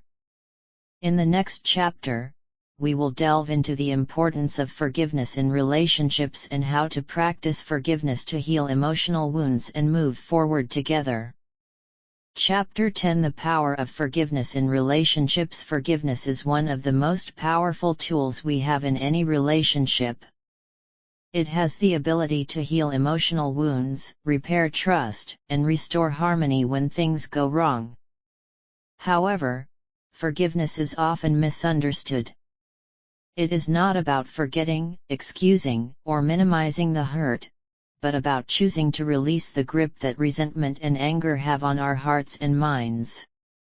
In this chapter, we will explore the power of forgiveness, why it is essential for healthy relationships, and practical ways to incorporate forgiveness into your relationship dynamics. Understanding forgiveness. Forgiveness is often viewed as an act of mercy or grace, but it's much more than that. It's an intentional decision to let go of negative emotions, such as resentment, anger, and hurt, toward someone who has wronged you. This process doesn't require the person who hurt you to apologize or change their behavior. It's about freeing yourself from the emotional weight of carrying grudges. 1. The misconceptions about forgiveness. There are several misconceptions that may prevent people from practicing forgiveness in their relationships. Forgiveness means forgetting. Forgiving someone does not mean you have to forget what happened. It simply means you choose to no longer allow the offense to control your emotions. Forgiveness means condoning the behavior. Forgiving someone doesn't mean that what they did was okay. It means you are choosing to release the emotional hold that the hurt has on you. Forgiveness is for the other person. While it may seem like forgiveness is something you're doing for the other person, in reality, it's more about healing yourself.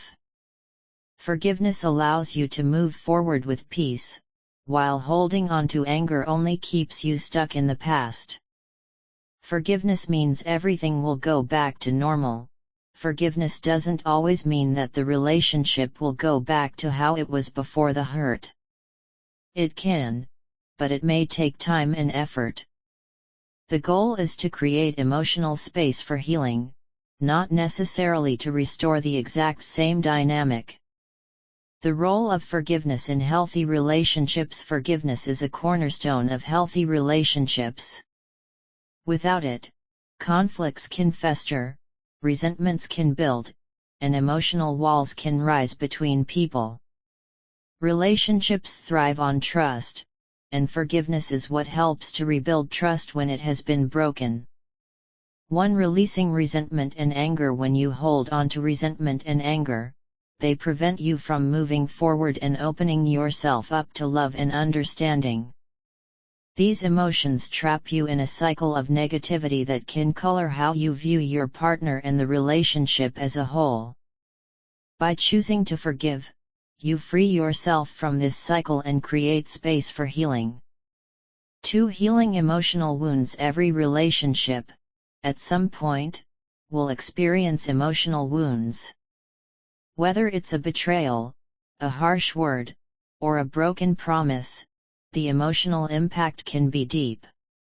Forgiveness helps to heal these wounds by allowing you to process the hurt and release its hold over you. It's not about condoning the hurtful action, but about making the conscious choice to not let it define your relationship going forward. 3. Restoring trust and connection. When someone hurts us, trust is often broken. However, when both parties are committed to forgiveness, trust can begin to heal. Forgiveness doesn't happen overnight, but through consistent effort and open communication, trust can be rebuilt. As trust is restored, the emotional connection between partners can deepen. The process of forgiving in relationships. Forgiveness is not always easy, especially when the pain feels deep or the hurt seems unforgivable. However, choosing to forgive is an act of self-care, allowing you to move forward with less emotional baggage. Here are steps to help guide the process of forgiveness in relationships. 1. Acknowledge the hurt. The first step to forgiveness is to acknowledge the hurt. This requires being honest with yourself about what happened and how it made you feel. Ignoring or suppressing your emotions will only make it harder to forgive later. Allow yourself the space to feel anger, sadness, or frustration. These emotions are part of the healing process. You may find it helpful to express these feelings to your partner, either verbally or in writing, so they understand the impact of their actions. However, it's important to communicate these feelings without blame or anger. The goal is to be heard, not to attack. To let go of the desire for revenge or payback. One of the most difficult aspects of forgiveness is letting go of the desire for revenge. When we feel wronged, our natural impulse can be to seek retribution. However, this only prolongs the cycle of pain and hurt. Instead of focusing on what the other person owes you, choose to focus on what you can do to heal and move forward. Forgiveness is not about excusing the other person's actions, but about choosing peace over perpetuating the cycle of hurt. This requires a shift in mindset, from seeking justice to seeking emotional release. 3. Make the decision to forgive. Forgiveness is ultimately a choice. You can choose to hold on to your anger, or you can choose to release it. While this decision may feel difficult at the moment, remember that forgiveness is as much for your own peace of mind as it is for the relationship. By making the choice to forgive, you are taking the power away from the hurtful situation and regaining control over your emotional well-being. This decision may need to be revisited several times. Forgiveness is a process, and it's normal to experience a mix of emotions along the way.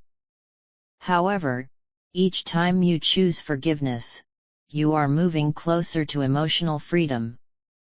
4. Set boundaries. Moving forward. Forgiving someone doesn't mean that you allow them to continue hurting you. After forgiveness, it's important to set healthy boundaries to prevent future harm. This may involve discussing how to prevent similar issues from occurring or how to communicate more effectively in the future. Setting boundaries ensures that you are protecting yourself while maintaining the integrity of the relationship. The healing power of forgiveness. Forgiveness is transformative. It allows you to break free from the chains of past hurts and open your heart to healing and growth. Whether you're forgiving your partner for a mistake, or they're forgiving you, the act of letting go of negative emotions can bring profound relief and foster a deeper emotional connection. In some cases, forgiveness can also lead to reconciliation. When both partners are committed to healing, the relationship can come out stronger on the other side.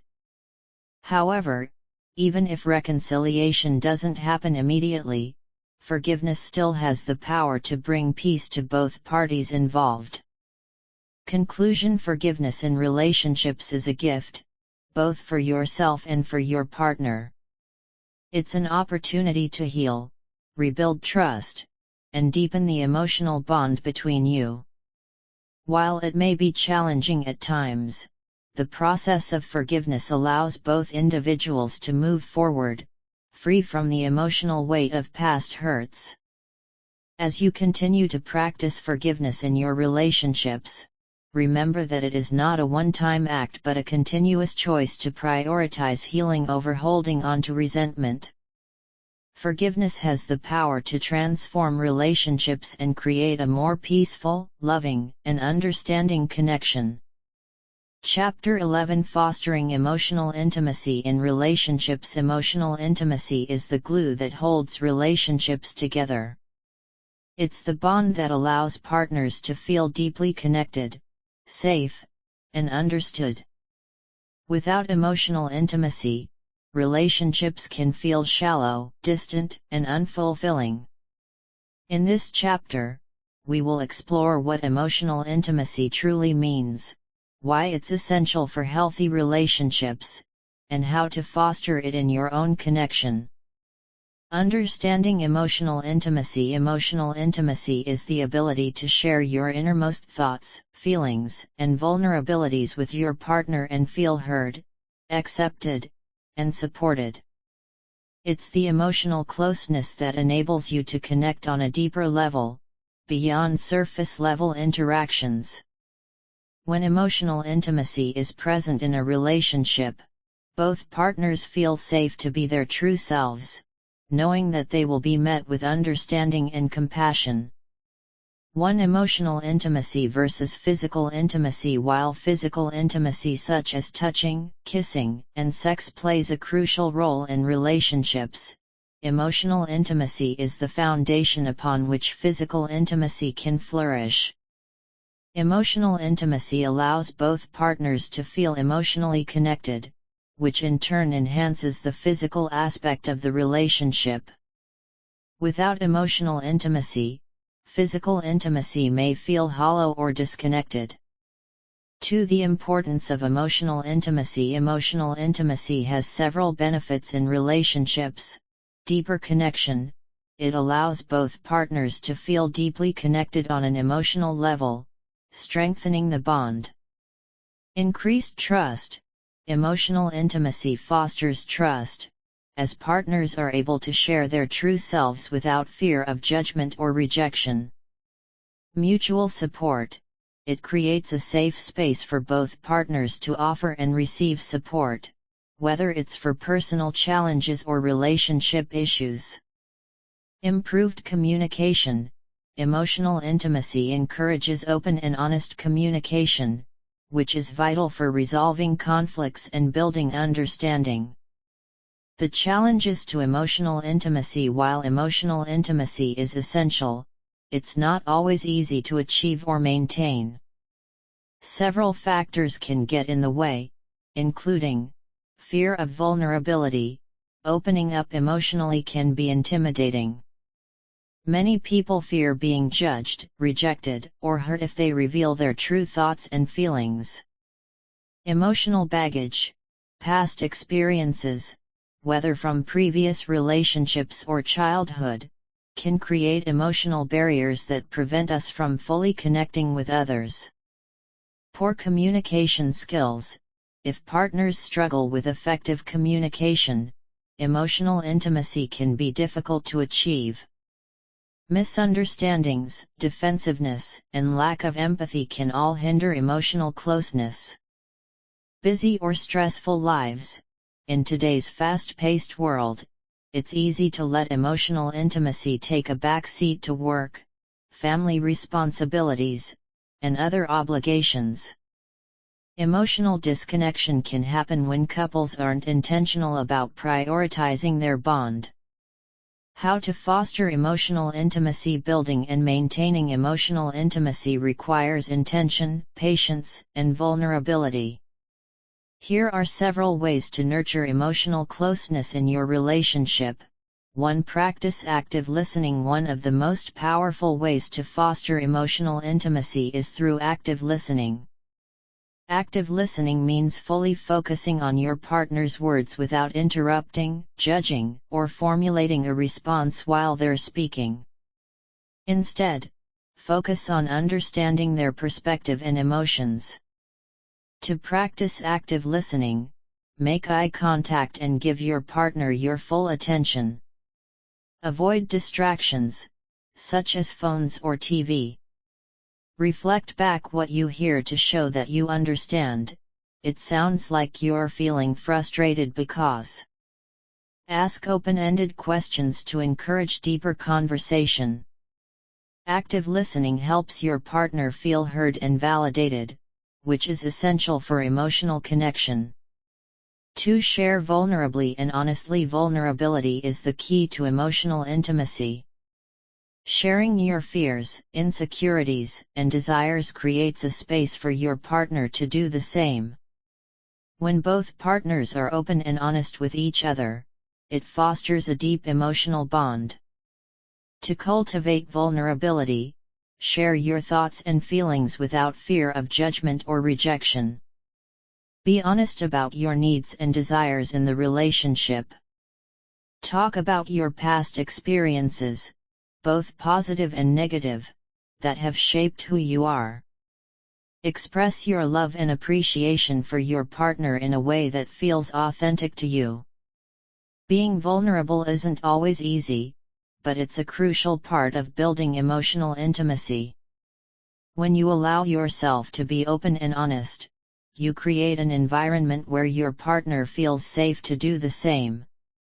3. Create quality time together. In our busy lives, it's easy to let emotional intimacy slip through the cracks. To foster closeness, it's essential to spend quality time together without distractions.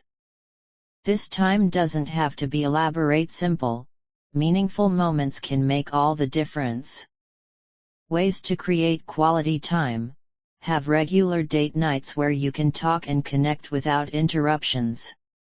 Spend time doing activities you both enjoy, whether it's cooking, hiking, or watching a movie.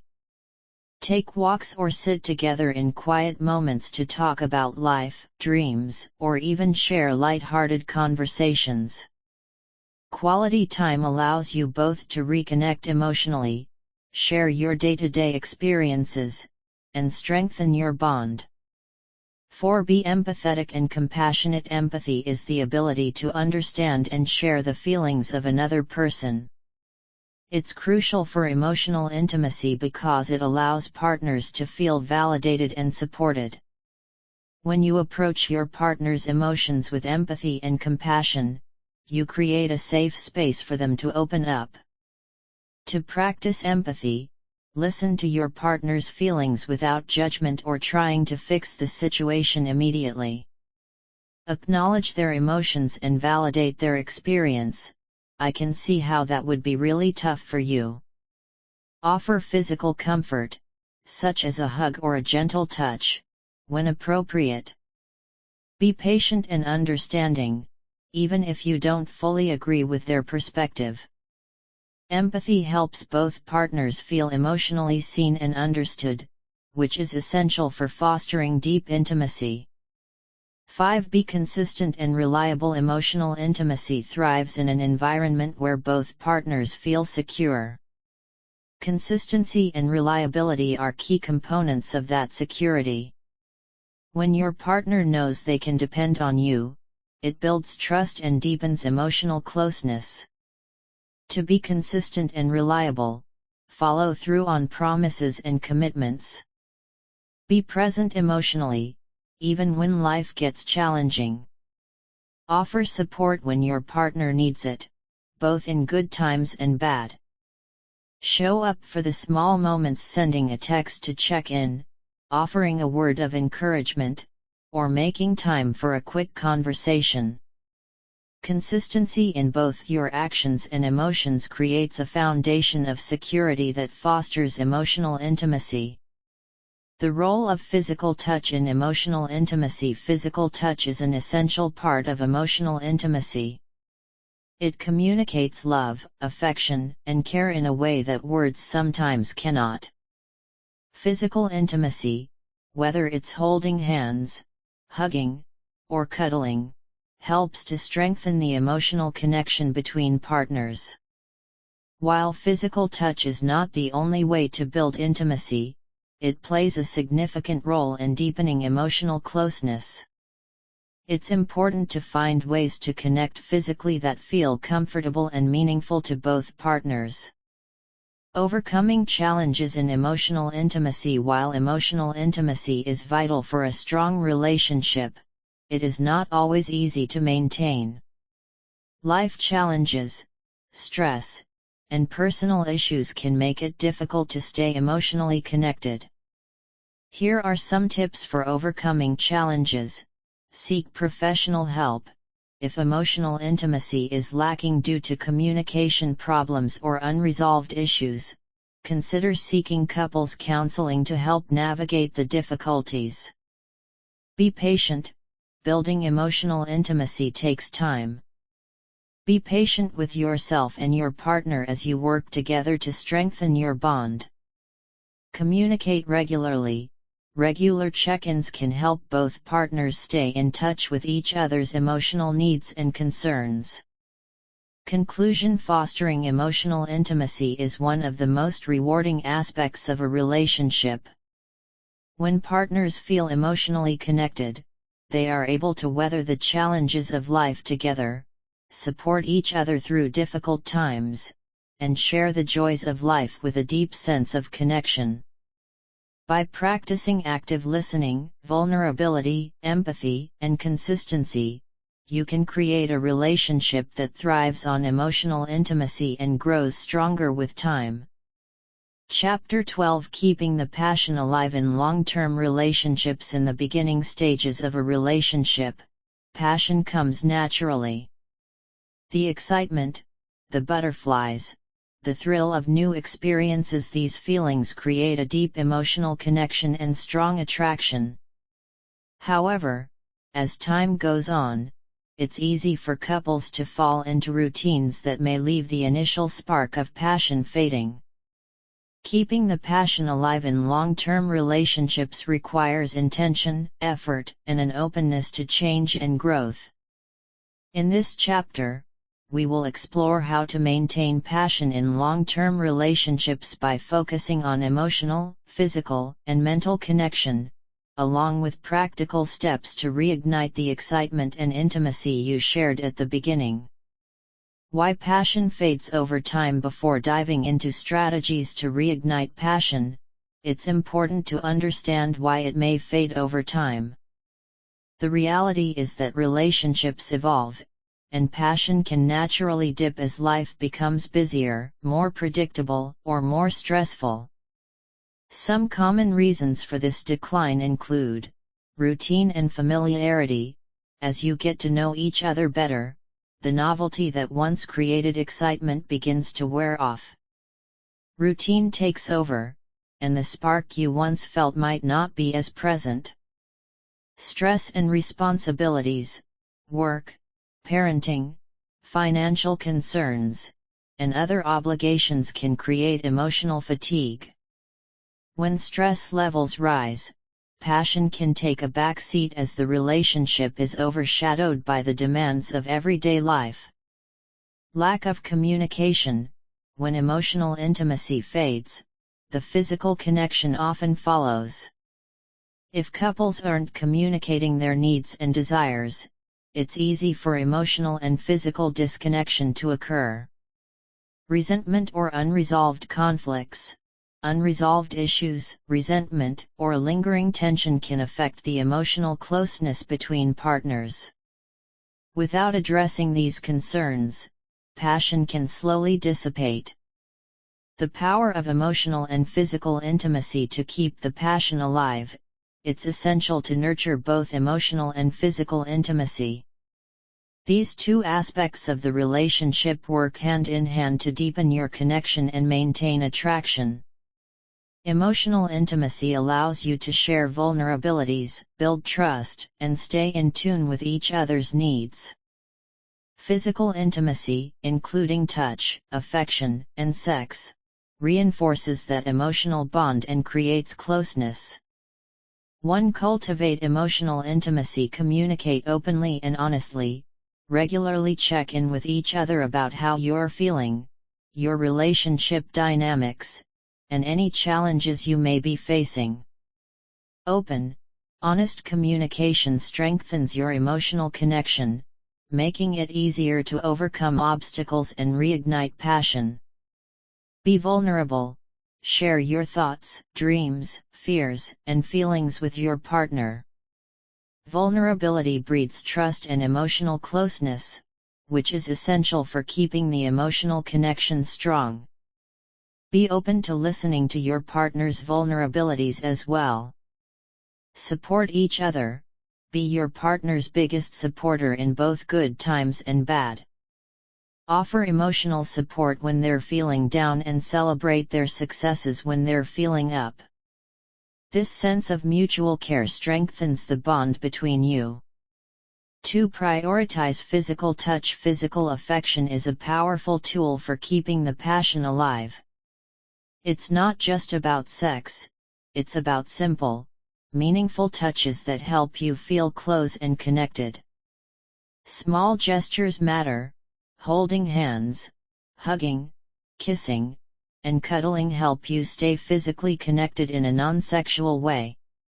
These small acts of affection promote intimacy and reinforce the emotional bond. Be mindful of nonverbal communication. Your body language communicates just as much as your words. Make eye contact, smile, and touch your partner in a way that shows you care. Make time for sex. Sexual intimacy is an important aspect of keeping the passion alive. While sex may not always be spontaneous in long-term relationships, it's important to make time for it. Plan date nights, explore new activities together, and keep the physical connection alive by being attentive to each other's sexual needs. Reigniting passion through shared experience is one of the best ways to reignite passion in a relationship is by creating new experiences together. Novelty is a key ingredient in keeping things exciting. When couples share new experiences, they bond in new ways, creating fresh memories and a sense of adventure.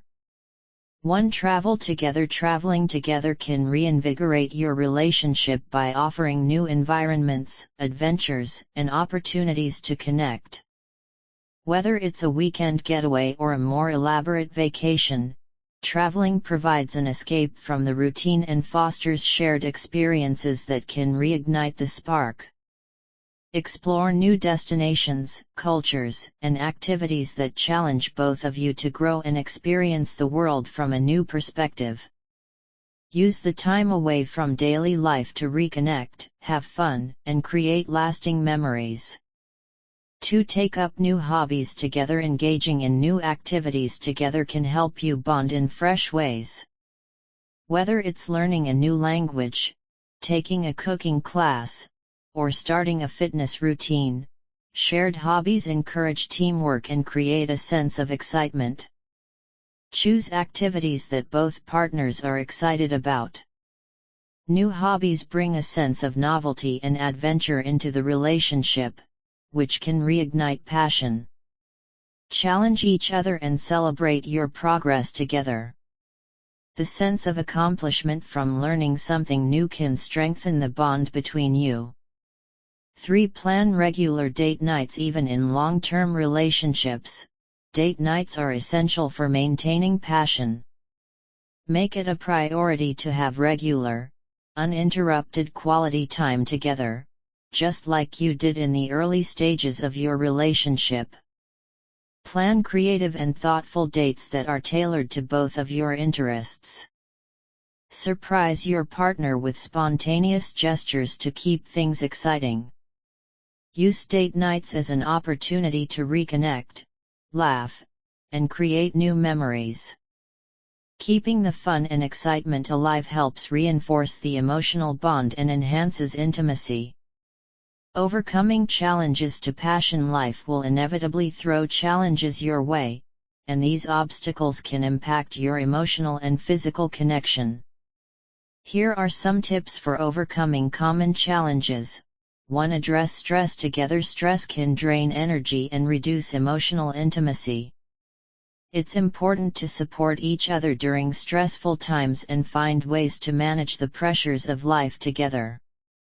Communicate openly about your stressors and offer each other encouragement and understanding. Set aside time for relaxation, such as going for a walk, practicing mindfulness, or having a quiet evening together. 2. Resolve conflict respectfully. Unresolved conflicts can create tension, which impacts emotional and physical closeness. When issues arise, it's important to approach them with respect, empathy, and a willingness to understand each other's perspectives. Address conflicts as soon as they arise. Don't let resentment fester and negatively affect your relationship. Work together to find solutions and compromise where needed.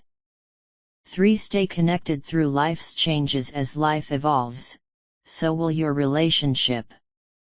Major life changes, such as having children, career shifts, or moving to a new home, can affect your emotional and physical connection.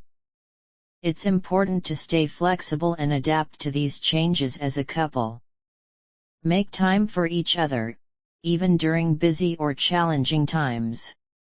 Be patient as you navigate new phases of life together. Conclusion: keeping the passion alive in long-term relationships takes effort, but it's entirely possible.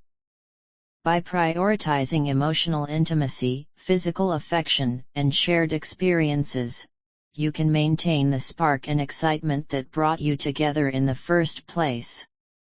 Remember, passion isn't just about intense moments, it's about creating a deep connection that withstands the test of time. Chapter 13: The importance of self-care in relationships. One of the most often overlooked aspects of a healthy, lasting relationship is the importance of self-care. While it might seem counterintuitive, after all, shouldn't we be focusing on each other? The reality is that maintaining your individual well-being is crucial for the well-being of the relationship as a whole. A relationship is only as strong as the individuals within it, and self-care ensures that each partner is physically, emotionally, and mentally capable of contributing to the partnership. In this chapter, we will explore the profound impact self-care has on relationships and how taking time for yourself can enhance your bond with your partner. Why self-care matters in relationships. Taking care of yourself isn't selfish. It's essential for maintaining balance and harmony in your relationship. Here's why. 1. It prevents burnout. Long-term relationships require effort and emotional investment. If you neglect your own needs, burnout becomes inevitable. When you're constantly giving without replenishing your own energy, you'll eventually feel drained, irritable, or disconnected. This can manifest as resentment, a lack of patience, or even emotional withdrawal. Self-care helps you recharge, allowing you to show up for your partner with a clear mind and an open heart. 2. It increases emotional availability. You can't offer emotional support to your partner if you're emotionally depleted yourself. Self-care nurtures your emotional health, allowing you to be more present, attentive, and responsive in your relationship. When you feel balanced and grounded within yourself, you can engage with your partner more attentively. 3. It strengthens your sense of self in a relationship. It's easy to lose sight of who you are as an individual. Taking time for self-care helps you maintain your identity, pursue your passions, and fulfill your personal goals. A strong sense of self makes you a more confident and secure partner, which contributes to a healthier relationship dynamic. 4. It enhances communication. Self-care allows you to take a step back and reflect, which is vital for effective communication. When you're in a better mental state, you're more likely to communicate calmly, clearly, and respectfully. Conversely, when you're stressed, overwhelmed, or tired, you might lash out or shut down, making communication difficult.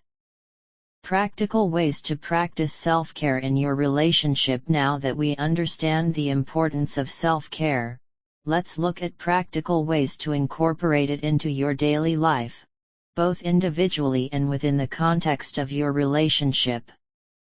1. Prioritize physical health. Your physical well-being is foundational to overall self-care. When you feel good physically, you're more energized, confident, and capable of handling the demands of a relationship. Exercise regularly. Exercise is not only great for physical health but also for mental clarity. It reduces stress, releases endorphins, the body's natural mood boosters, and increases energy levels. Whether it's yoga, walking, or hitting the gym, find a physical activity that you enjoy and make it a regular part of your routine. Eat nourishing foods. Fuel your body with foods that promote health and well-being. When you nourish yourself, you feel more energized, focused, and vibrant. A balanced diet also helps manage stress levels, which can improve how you interact with your partner. Sleep well. adequate sleep is essential for maintaining emotional balance. Sleep affects your mood, energy levels, and mental clarity. By ensuring you get enough rest, you're setting yourself up to be more emotionally available and present for your partner. To cultivate emotional health, emotional well-being is just as important as physical health. Nurturing your emotional health allows you to maintain a positive, open-hearted attitude toward your partner, even during challenging times. Practice mindfulness.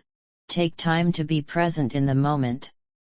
Mindfulness practices, such as meditation, deep breathing, or journaling, can help you manage stress and foster emotional clarity.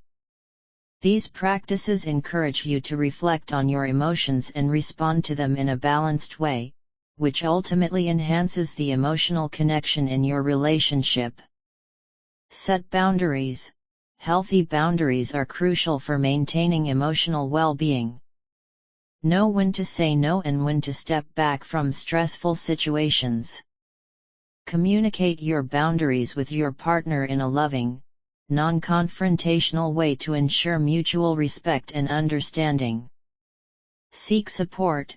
If you're feeling overwhelmed or emotionally drained, don't be afraid to seek help. Whether it's through therapy, talking to a trusted friend, or spending time alone to reflect, seeking support helps you process your emotions and maintain emotional balance. 3. Nurture your mental health. Your mental state is directly tied to your ability to engage in a relationship. When your mental health is strong, you can approach conflicts with clarity, show up for your partner emotionally, and have the mental space to grow and thrive together. Engage in activities you enjoy. Engage in hobbies, creative pursuits, or intellectual activities that bring you joy. Whether it's painting, reading, or taking on a new learning project, engaging your mind in a stimulating way helps you feel fulfilled and balanced. Practice gratitude. Make a daily habit of acknowledging things you're grateful for. Practicing gratitude can shift your mindset, reduce negativity, and improve your overall outlook on life. A positive mindset contributes to a more harmonious relationship. Limit negative influences. Be mindful of external stressors that might be negatively impacting your mental health. Limit exposure to negative media, people, or situations that drain your energy. Create a mental space that is peaceful and supportive. 4. Take time for yourself. As a couple, while individual self-care is essential, couples also need to take time for self-care together.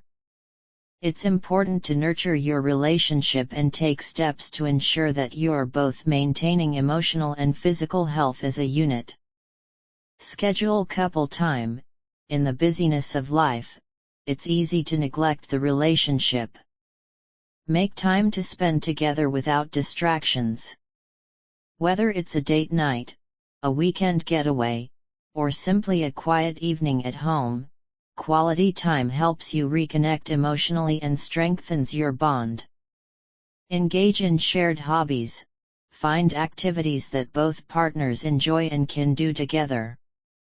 Shared hobbies provide opportunities for bonding, creating new experiences, and maintaining intimacy. From hiking to cooking, doing things together helps you grow closer. Support each other's self-care.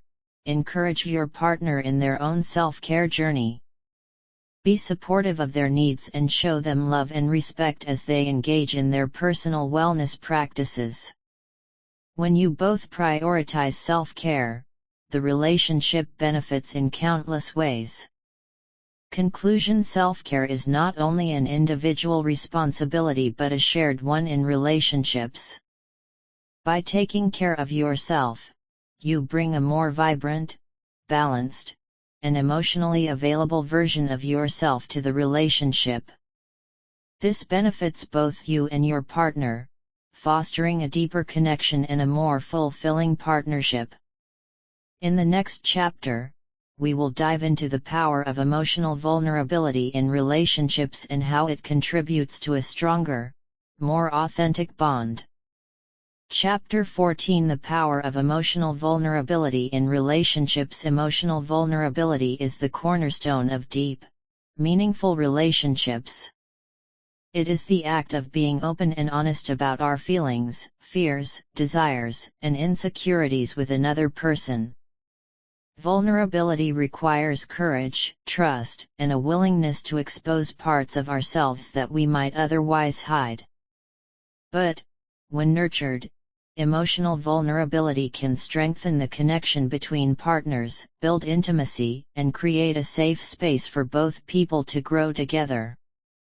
In this chapter, we will explore the power of emotional vulnerability and how embracing it can transform your relationship into a deeper, more authentic partnership.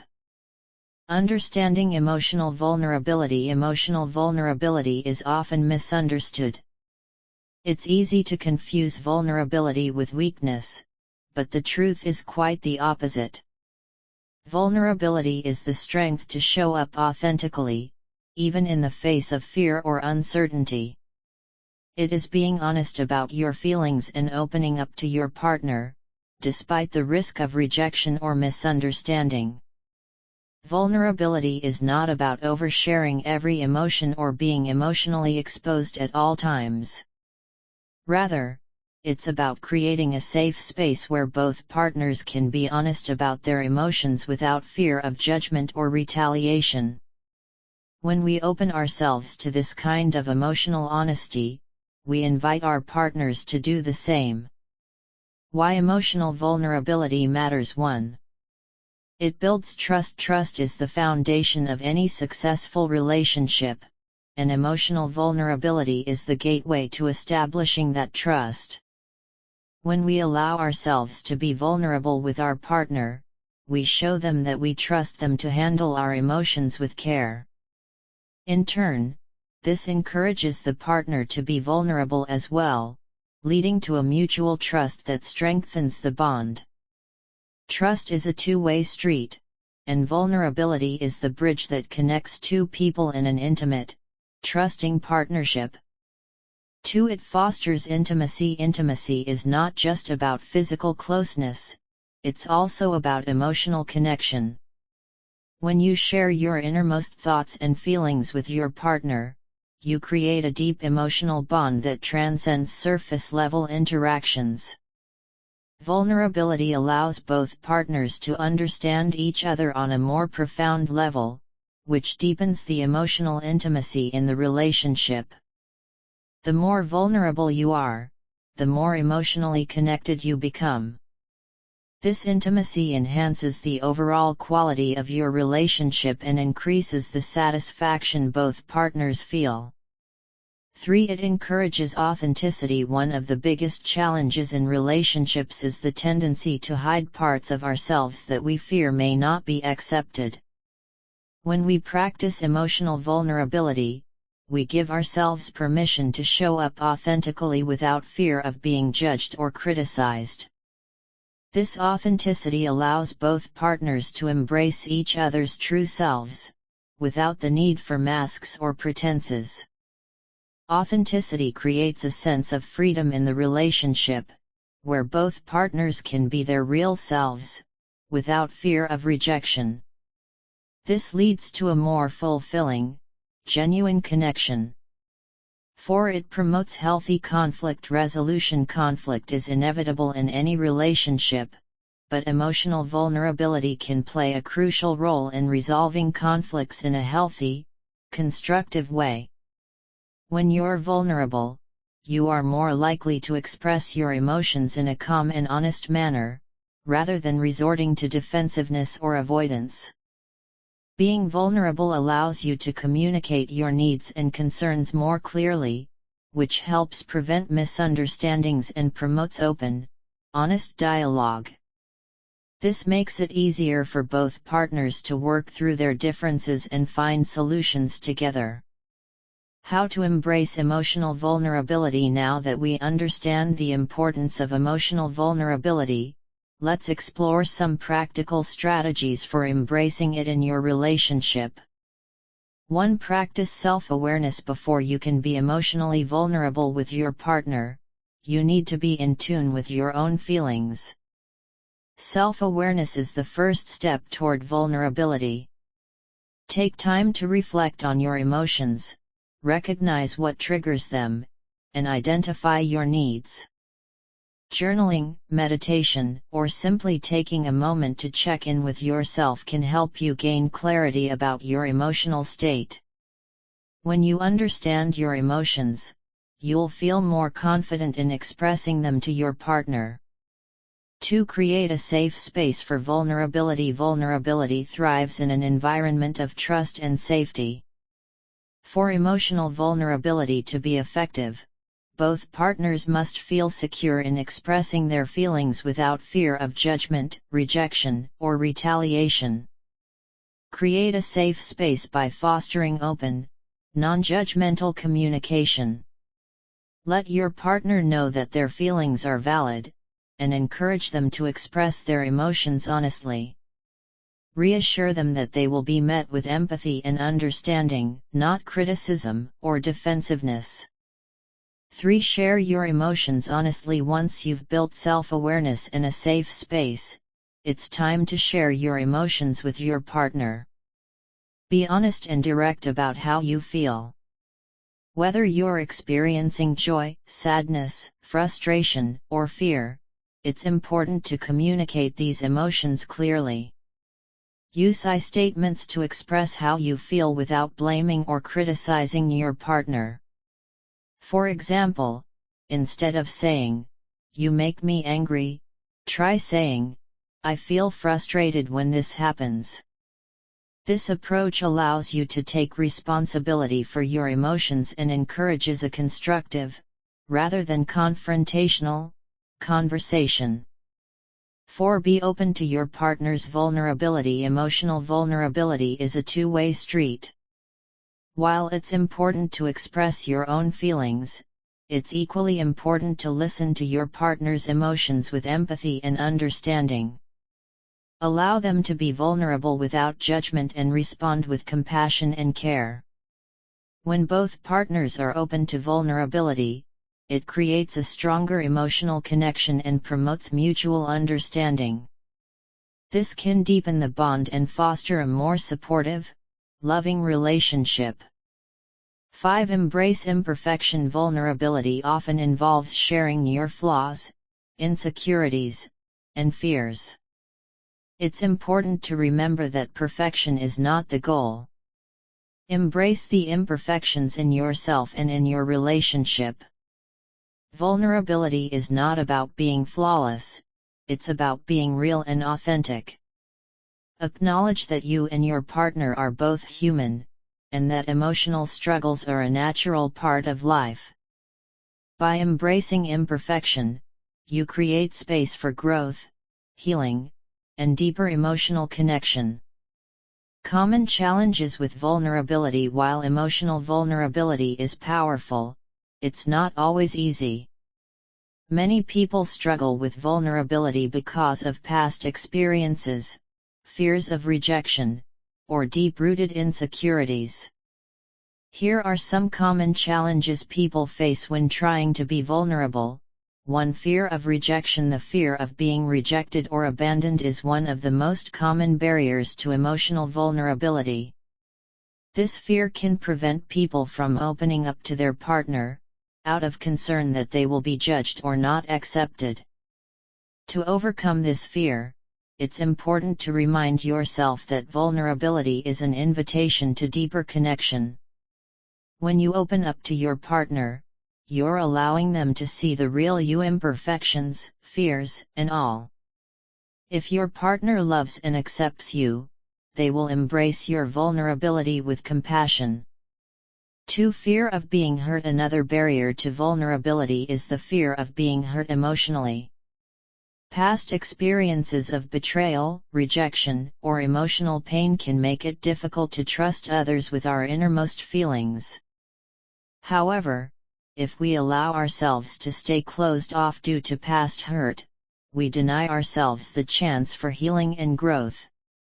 Vulnerability is a risk, but it's a necessary one for creating deeper intimacy and emotional connection. Approach vulnerability with the understanding that, while it may be difficult, it is a step toward building a stronger, more trusting relationship. 3. Perfectionism can prevent people from being vulnerable, as they feel they must present an idealized version of themselves. They may fear that showing vulnerability will expose their weaknesses or flaws. In a healthy relationship, perfection is not the goal. The goal is authenticity. Embrace the fact that vulnerability is not about being perfect, it's about being real and open with each other. When both partners let go of the need to be perfect, they create a safe space for vulnerability to flourish. Conclusion: emotional vulnerability is a powerful tool for deepening your connection with your partner. It builds trust, enhances intimacy, and fosters a deeper understanding of each other's emotions. While it can be challenging, embracing vulnerability allows for more authentic, loving, and fulfilling relationships. Chapter 15: The Power of Forgiveness in Relationships. Forgiveness is a powerful tool in any relationship. It has the ability to heal emotional wounds, restore trust, and create space for growth and understanding. While forgiveness is often associated with letting go of grudges or resolving conflicts, it is much more than that. It is a profound act of emotional liberation, a decision to release the weight of past hurts and move forward with an open heart. In this chapter, we will explore the importance of forgiveness in relationships, how it can transform your emotional well-being, and practical steps for incorporating forgiveness into your daily life and interactions. What is forgiveness? Forgiveness is the intentional act of releasing feelings of resentment, anger, or bitterness toward someone who has wronged you. It doesn't mean forgetting the hurt or excusing the behavior, rather, it's about freeing yourself from the emotional burden that holding on to these negative feelings can create. Forgiveness is not a one-time event but a process that takes time, effort, and emotional work. It involves making a conscious choice to heal, rather than allowing the pain of the past to dictate your present and future interactions. Forgiveness can be seen as an internal process. It is about letting go of negative emotions so that they don't continue to affect your thoughts and behaviors. This allows you to restore peace to your own heart and to the relationship itself. Why forgiveness matters in relationships. 1. It restores trust. When someone wrongs us, it can be difficult to trust them again. However, without forgiveness, it is impossible to rebuild that trust. Forgiveness is the first step toward healing the emotional wounds caused by betrayal or hurt. It allows both partners to move forward, rebuild their connection, and create a foundation of trust that supports a healthier relationship. Trust is essential in all relationships, and forgiveness is key to restoring and strengthening that trust. When you forgive, you show your partner that you are willing to move past the hurt and give them the opportunity to prove themselves again. 2. It promotes emotional healing. Carrying around unresolved anger or resentment can have a negative impact on your emotional health. These feelings can cause stress, anxiety, and even physical pain. Forgiveness is a way of releasing these negative emotions, allowing you to heal emotionally. When you forgive, you let go of the emotional burden that holding on to past pain creates. This makes room for emotional growth and healing, allowing both partners to feel more at peace with themselves and each other. 3. It strengthens the bond between partners. Forgiveness is not just about healing individual wounds, it is about healing the relationship as a whole. When one partner forgives the other, it creates a sense of mutual understanding and compassion. It shows both people that they are willing to work through challenges together, rather than allowing hurt feelings to come between them. Forgiveness creates a stronger emotional bond between partners, deepening the connection and fostering greater intimacy. It is a shared act of love and commitment that strengthens the foundation of the relationship. For it encourages personal growth. Forgiving someone doesn't just benefit the relationship, it benefits you as an individual. The process of forgiveness requires self-reflection, empathy, and emotional maturity. It challenges you to rise above the hurt and take responsibility for your own emotional well-being. Forgiveness encourages personal growth by teaching you how to manage your emotions, set boundaries, and let go of grudges. As you forgive, you cultivate inner strength, emotional resilience, and a greater sense of peace. The misconceptions about forgiveness. Forgiveness is often misunderstood. Many people hesitate to forgive because they believe it means excusing or condoning the wrongdoer's actions. Others fear that forgiveness means they have to forget the hurt or allow the same behavior to happen again. Let's address some common misconceptions about forgiveness. 1. Forgiveness doesn't mean forgetting. Forgiving someone doesn't mean that you forget what they did. It's not about erasing the memory of the pain or pretending it didn't happen. Rather, forgiveness is about choosing not to let the past define your present.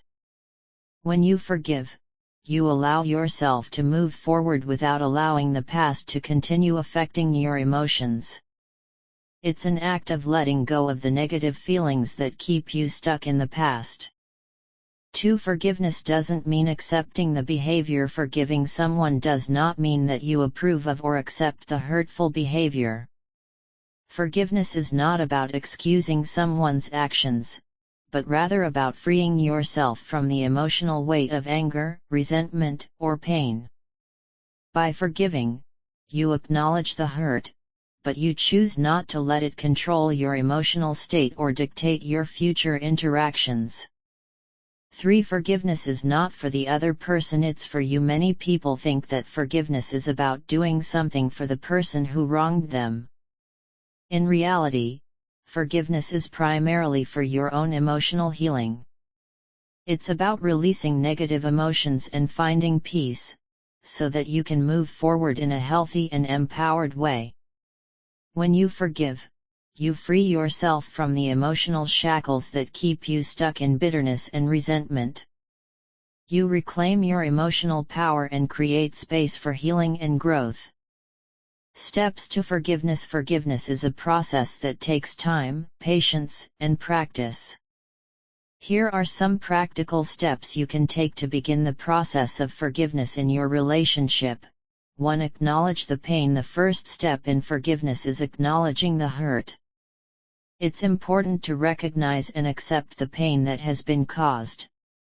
Allow yourself to feel your emotions, whether it's anger, sadness, or disappointment, without judgment.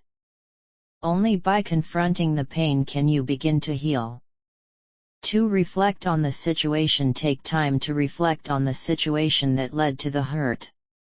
Consider the context and circumstances, and try to understand the motivations or actions behind the behavior.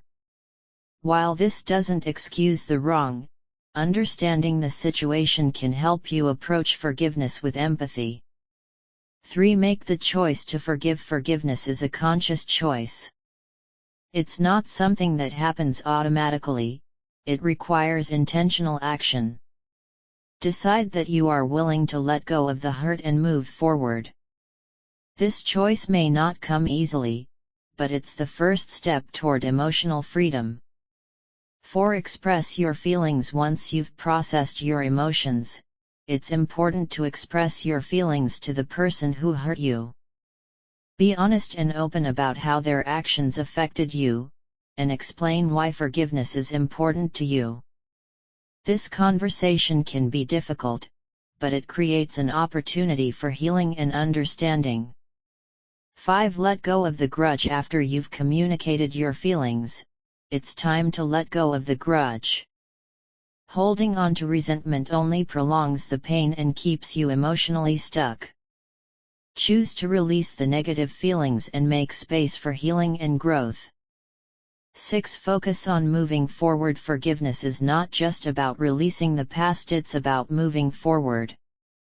After you've forgiven, focus on rebuilding trust, creating healthier patterns of communication, and strengthening your relationship. Use the experience as an opportunity to grow and deepen your connection with your partner.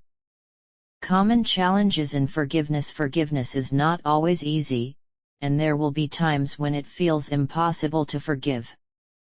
Common challenges people face during the forgiveness process include: 1. Holding on to the pain. It's natural to want to protect yourself from further hurt, but holding on to the pain from past wrongs only prolongs your suffering. Letting go of the emotional burden of resentment allows you to move forward with more peace and clarity. 2. The fear of being hurt again. Forgiving someone can be difficult if you fear they will hurt you again. While forgiveness doesn't mean allowing the same behavior to continue, it does mean releasing the hold that past actions have on your emotional state. You can forgive and still set boundaries to protect yourself moving forward. 3. The need for apology. It's easy to think that forgiveness requires the other person to apologize or take responsibility for their actions. While an apology can help facilitate forgiveness, it is not always necessary. Forgiveness is an internal process, and you can choose to forgive even if the other person doesn't acknowledge their wrongdoing. Conclusion. Forgiveness is one of the most powerful tools for healing and restoring relationships. It has the power to transform hurt into healing, rebuild trust, and create space for growth and emotional connection. While forgiveness is not always easy, it is a necessary step in cultivating a healthy, loving relationship. Chapter 16. The role of effective communication in relationships. Communication is often regarded as the backbone of any relationship. It is the primary means by which we express our feelings, share our thoughts, and connect with others on a deeper level. However, effective communication goes beyond just talking. It involves listening, understanding, and responding in a way that fosters mutual respect and strengthens the emotional connection between partners. In this chapter, we will explore the importance of communication in relationships, the different types of communication, and practical strategies for improving your communication skills to foster healthier, more fulfilling relationships. Why communication is key in relationships. Effective communication is essential for maintaining healthy relationships because it helps partners navigate the complexities of their emotional and practical lives. Without clear communication, misunderstandings, assumptions, and unmet needs can arise, leading to tension and conflict. By learning how to communicate effectively, you can strengthen your emotional bond with your partner, build trust, and resolve conflicts in a productive way. Communication also allows you to express love, affection, and appreciation in ways that are meaningful to your partner, creating a deeper connection and a more supportive relationship.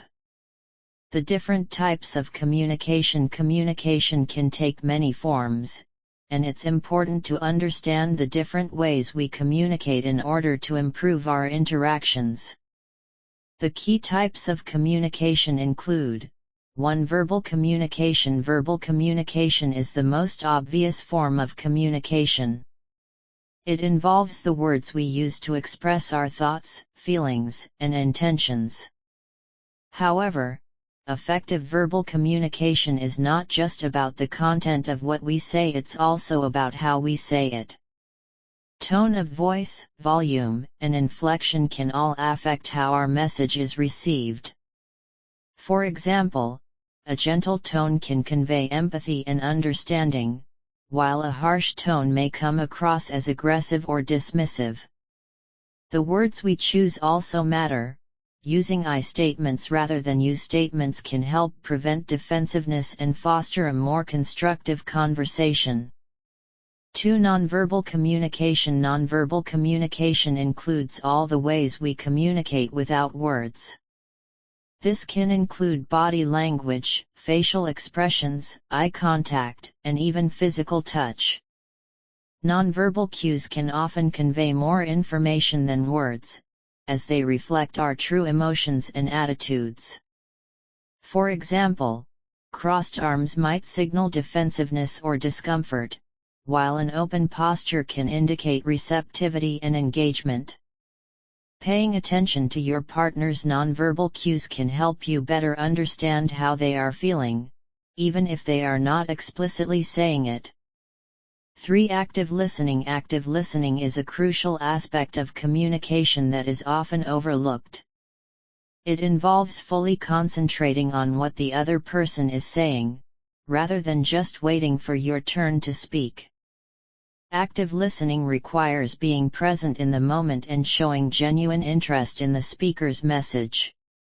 To practice active listening, give your partner your undivided attention, maintain eye contact, and nod or provide verbal acknowledgments to show you are engaged. Avoid interrupting or jumping to conclusions. Allow your partner to finish their thoughts before you respond.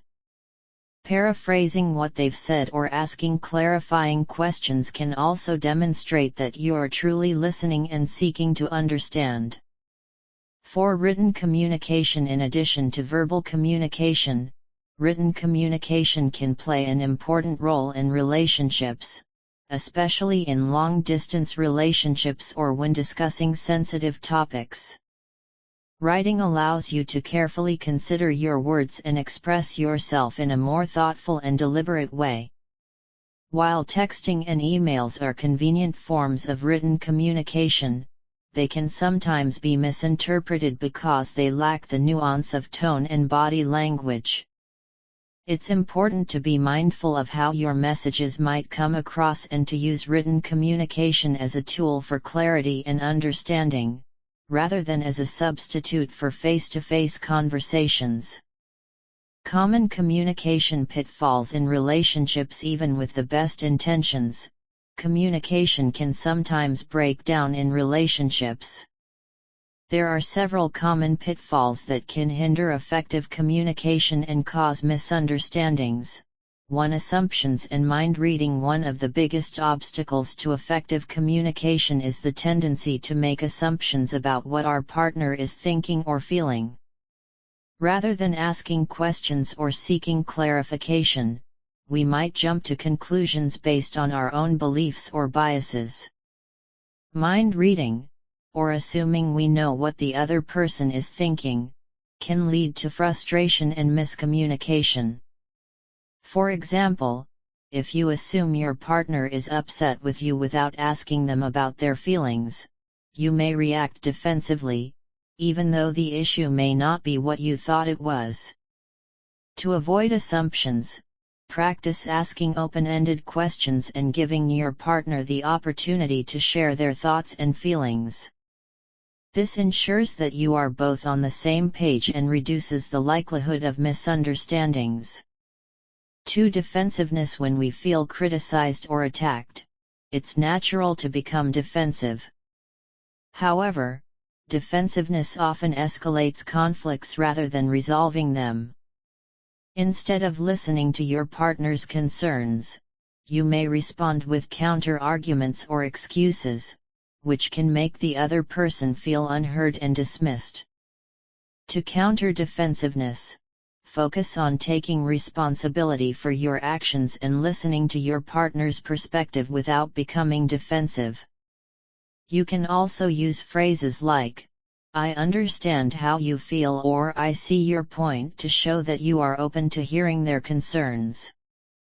3. Stonewalling. Stonewalling occurs when one partner withdraws from the conversation and refuses to engage.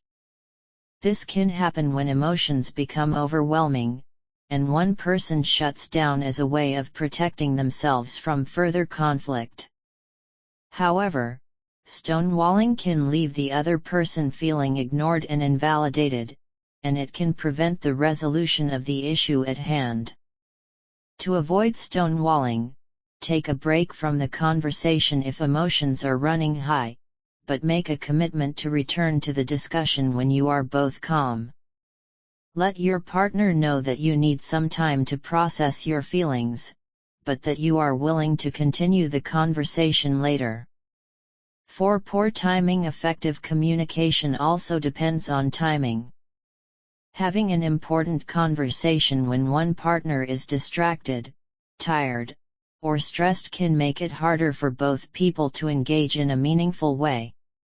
Choosing the right moment to talk can ensure that both partners are present and able to focus on the conversation. If you need to discuss a sensitive topic, consider asking your partner when would be a good time for them to talk. This shows respect for their emotional state and creates a more conducive environment for open communication.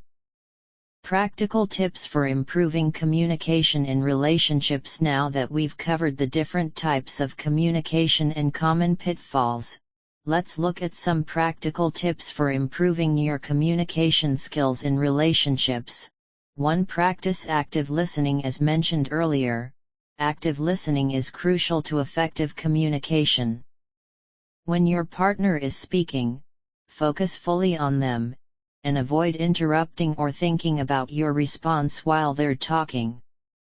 Reflect back what you've heard by summarizing or paraphrasing their words to ensure that you've understood their message correctly.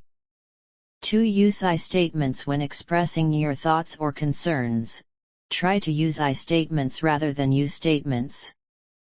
This helps prevent your partner from feeling blamed or attacked. For example, instead of saying "you never listen to me," try saying "I feel unheard when I'm talking and you're distracted." This approach focuses on your feelings and creates a more open dialogue. 3. Be clear and concise. Avoid being vague or beating around the bush when discussing important topics. Be clear and direct about your thoughts and feelings. At the same time, avoid overwhelming your partner with too much information at once. Break down complex issues into manageable parts and give your partner time to process each part. 4. Stay calm and respectful. Even during difficult conversations, it's important to maintain a calm and respectful tone. If you feel yourself getting emotional or angry, take a break from the conversation and return to it when you are both in a calmer state. Respectful communication fosters trust and understanding, even in the midst of conflict. 5. Make time for regular check-ins. Regular check-ins with your partner can help ensure that both of you feel heard and understood. These check-ins don't need to be formal, but they provide an opportunity to address any concerns or issues before they escalate into larger problems. Conclusion: effective communication is the foundation of any healthy relationship. By improving your communication skills, you can create a deeper connection with your partner, navigate challenges more effectively, and foster a relationship built on mutual respect, trust, and understanding. Chapter 17: Handling conflict in relationships. Conflict is an inevitable part of every relationship. Whether it's a disagreement over a minor issue or a deeper, more emotional conflict, how we handle disagreements can significantly impact the strength and longevity of our relationships. Conflict itself is not necessarily harmful. How we address it and the resolutions we seek are what truly matter. In this chapter, we'll explore the nature of conflict in relationships, common patterns of conflict, and practical strategies for resolving disputes in a healthy and constructive way. By learning how to approach conflict with understanding, empathy, and respect, you can transform challenging moments into opportunities for growth and connection. Understanding the nature of conflict in relationships. Conflict arises whenever two people have differing needs, values, or perspectives. Disagreements may emerge over anything from how to spend free time together to how to manage finances or raise children. In healthy relationships, conflict is an opportunity for both partners to express their viewpoints and work together to find solutions. However, unresolved or poorly managed conflict can erode trust, increase resentment, and damage the emotional bond between partners. It's essential to remember that conflict is not inherently negative, rather, it's a natural byproduct of two individuals coming together with their own experiences, beliefs, and needs. The key is learning how to handle conflict in ways that promote mutual understanding and strengthen the relationship. Common conflict patterns in relationships. Before diving into strategies for resolving conflict, it's helpful to understand the common patterns that often arise during disagreements. Being aware of these patterns can help you avoid falling into unhealthy communication traps and encourage a more productive resolution process. 1. The pursuer-distancer dynamic. In many relationships, one partner tends to pursue resolution or emotional connection, while the other distances themselves emotionally or physically.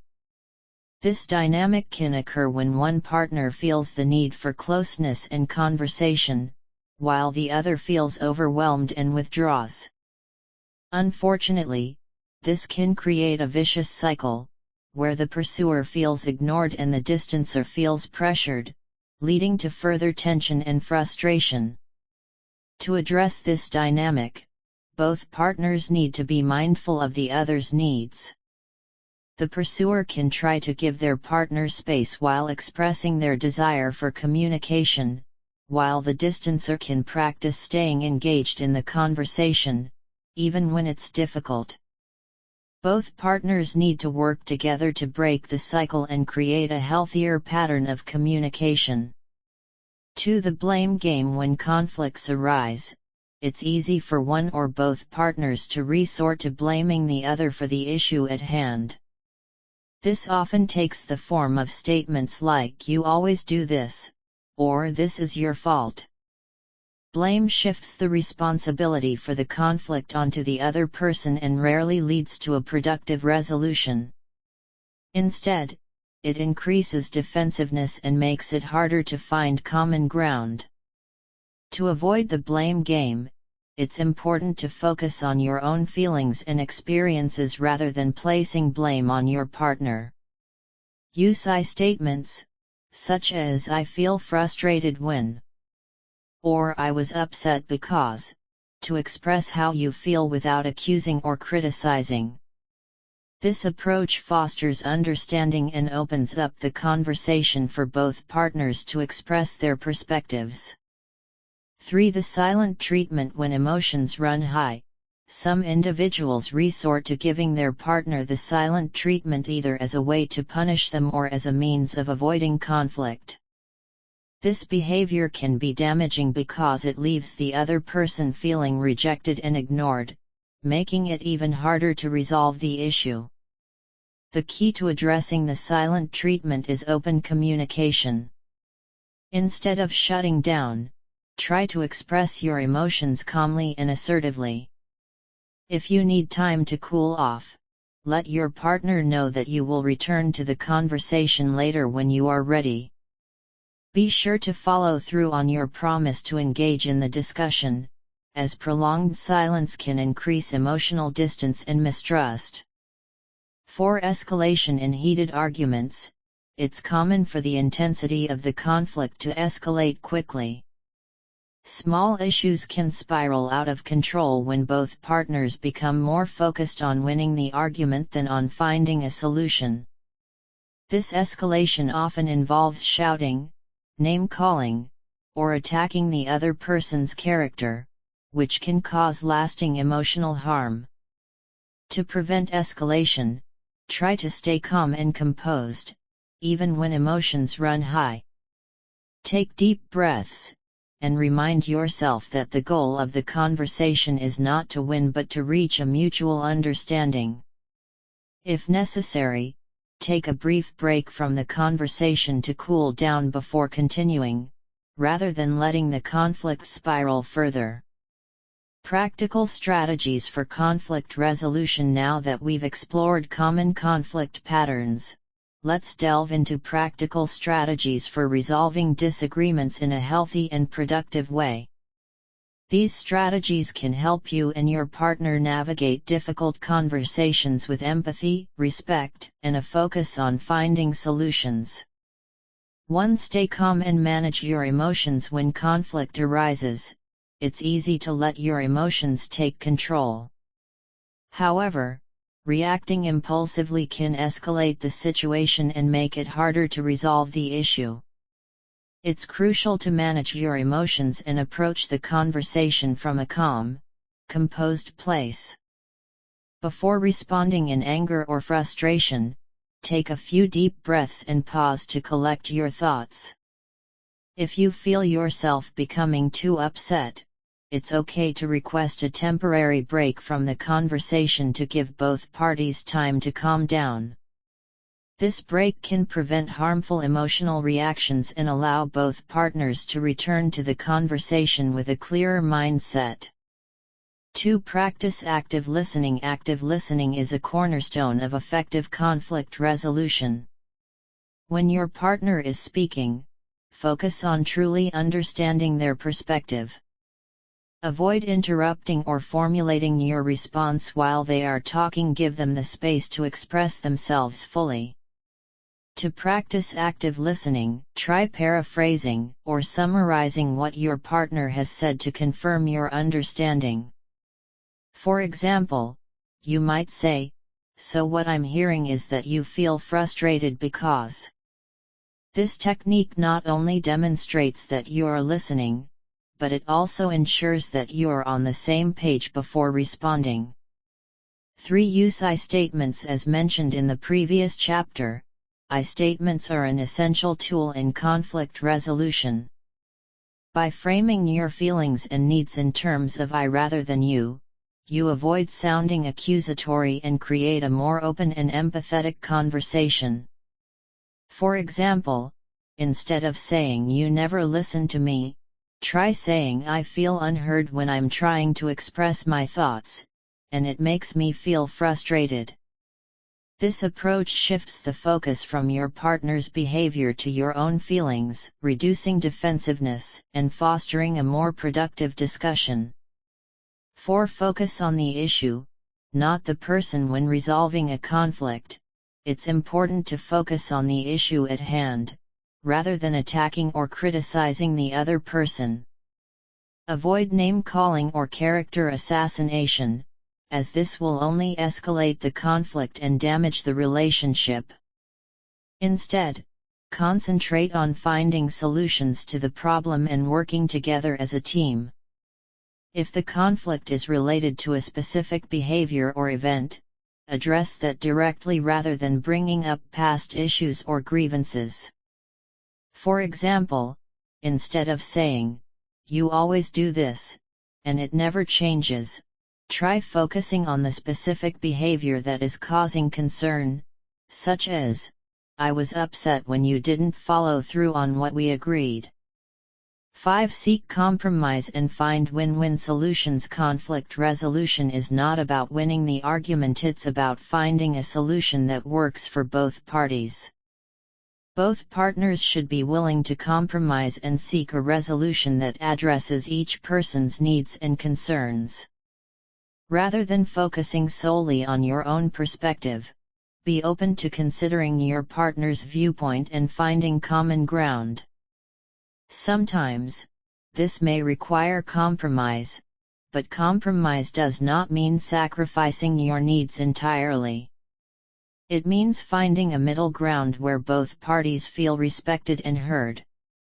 When conflict resolution isn't enough, while effective communication and conflict resolution strategies can go a long way in improving your relationship, there may be times when the issues are too complex or deep-rooted to resolve through communication alone. In these cases, seeking outside support, such as couples therapy or individual counseling, may be beneficial. Therapists and relationship experts can provide tools and strategies to help couples navigate particularly challenging conflicts or work through long-standing issues. If both partners are willing to commit to the process, therapy can offer valuable insights and help rebuild trust and intimacy. Conclusion: conflict is a natural and unavoidable part of any relationship, but how we handle it determines the strength and longevity of the bond we share with our partner. By practicing effective communication, managing emotions, and focusing on resolution rather than escalation, we can navigate conflicts in a healthy and productive way. In the next chapter, we will explore how to rebuild trust in a relationship after it has been broken, and discuss the role that forgiveness plays in healing emotional wounds. Chapter 18: Rebuilding Trust in Relationships. Trust is the foundation of every strong relationship, whether romantic, familial, or professional. It allows us to feel safe, valued, and understood.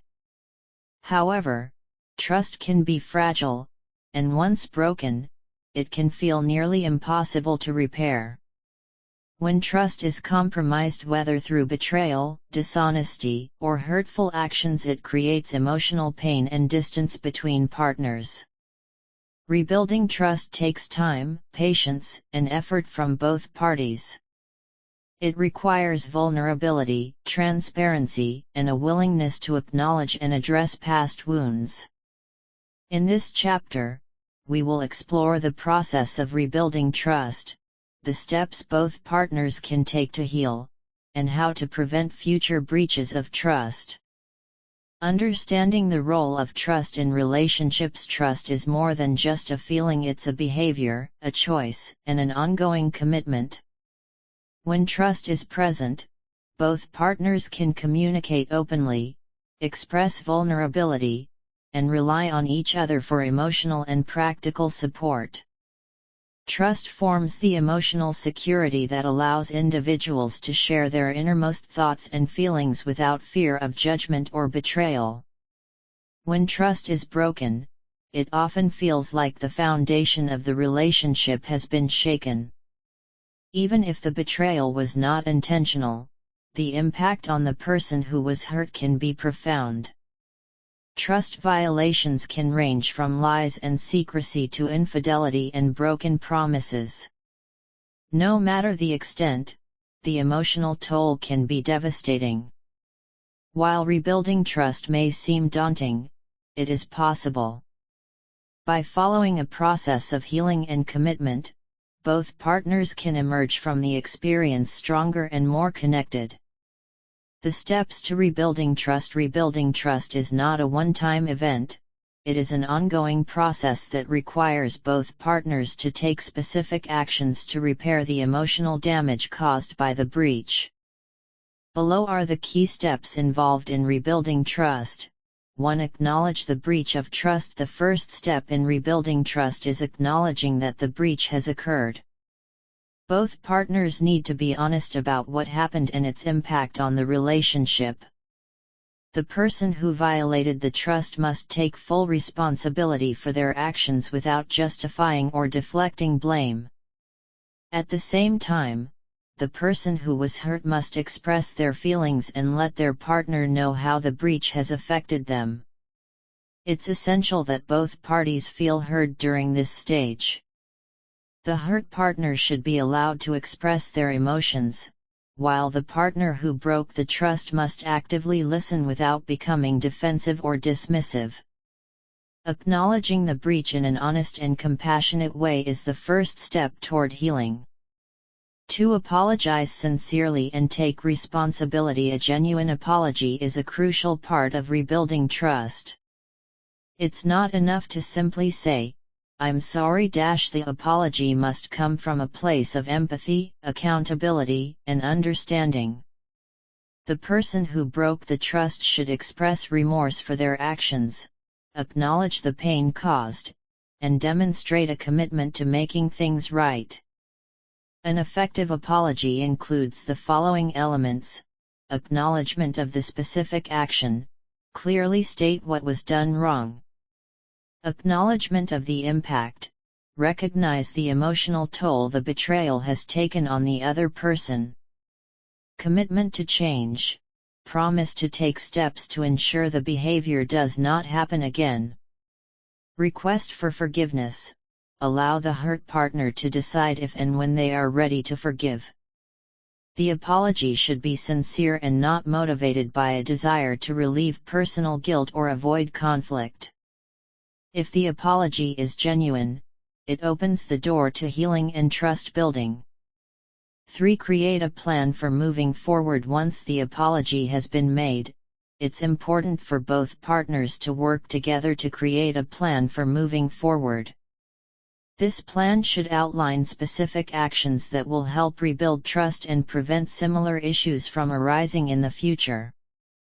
It's essential that both partners are on the same page about what needs to change in the relationship.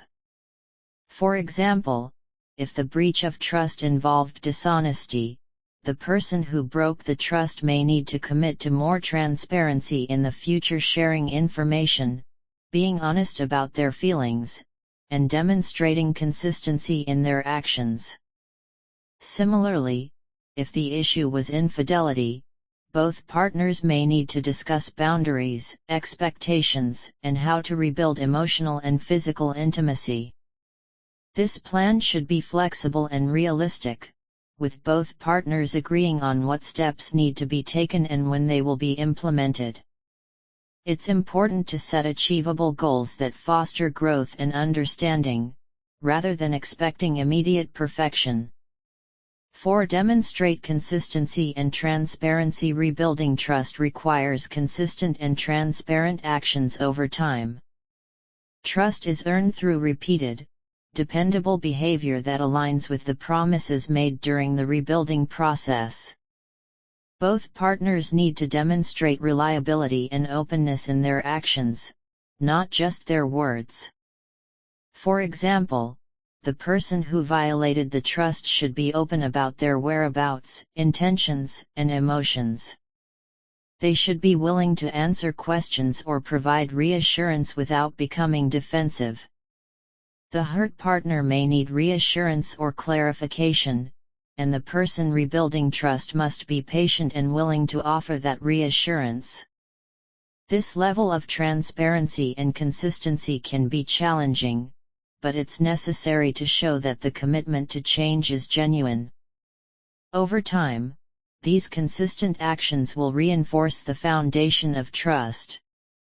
5. Be patient and allow time for healing. Healing takes time, and trust cannot be rebuilt overnight. Both partners must be patient with the process and recognize that emotional wounds require time to heal. The hurt partner may feel hesitant or anxious about trusting again, and this is a normal part of the process. The person who broke the trust should be understanding and supportive of their partner's emotional journey. They should avoid rushing their partner to get over it and instead offer consistent care, understanding, and patience. Trust can only be rebuilt if both partners are willing to work at it, and that work requires time. Additionally, both partners should practice self-care and emotional resilience during this time. The healing process may bring up difficult emotions, and it's important to give both individuals space to process their feelings and grow individually, as well as together. 6. Seek support if necessary. In some cases, rebuilding trust can feel overwhelming, and couples may benefit from seeking professional support. A therapist or counselor can provide valuable guidance on how to navigate the healing process, address underlying issues, and strengthen the relationship. Couples therapy can offer a safe space for both partners to express their feelings, explore the root causes of the betrayal, and learn tools for healthier communication and conflict resolution. A professional can also help both individuals manage their emotions and avoid repeating unhealthy patterns of behavior. It's important to recognize that seeking help is not a sign of failure but a proactive step toward healing. Therapy can accelerate the rebuilding process and provide both partners with the skills needed to create a stronger, more resilient relationship. Preventing future breaches of trust while rebuilding trust after a breach is essential. It's equally important to take steps to prevent similar issues from arising in the future. Trust can be fragile, and maintaining it requires ongoing effort from both partners.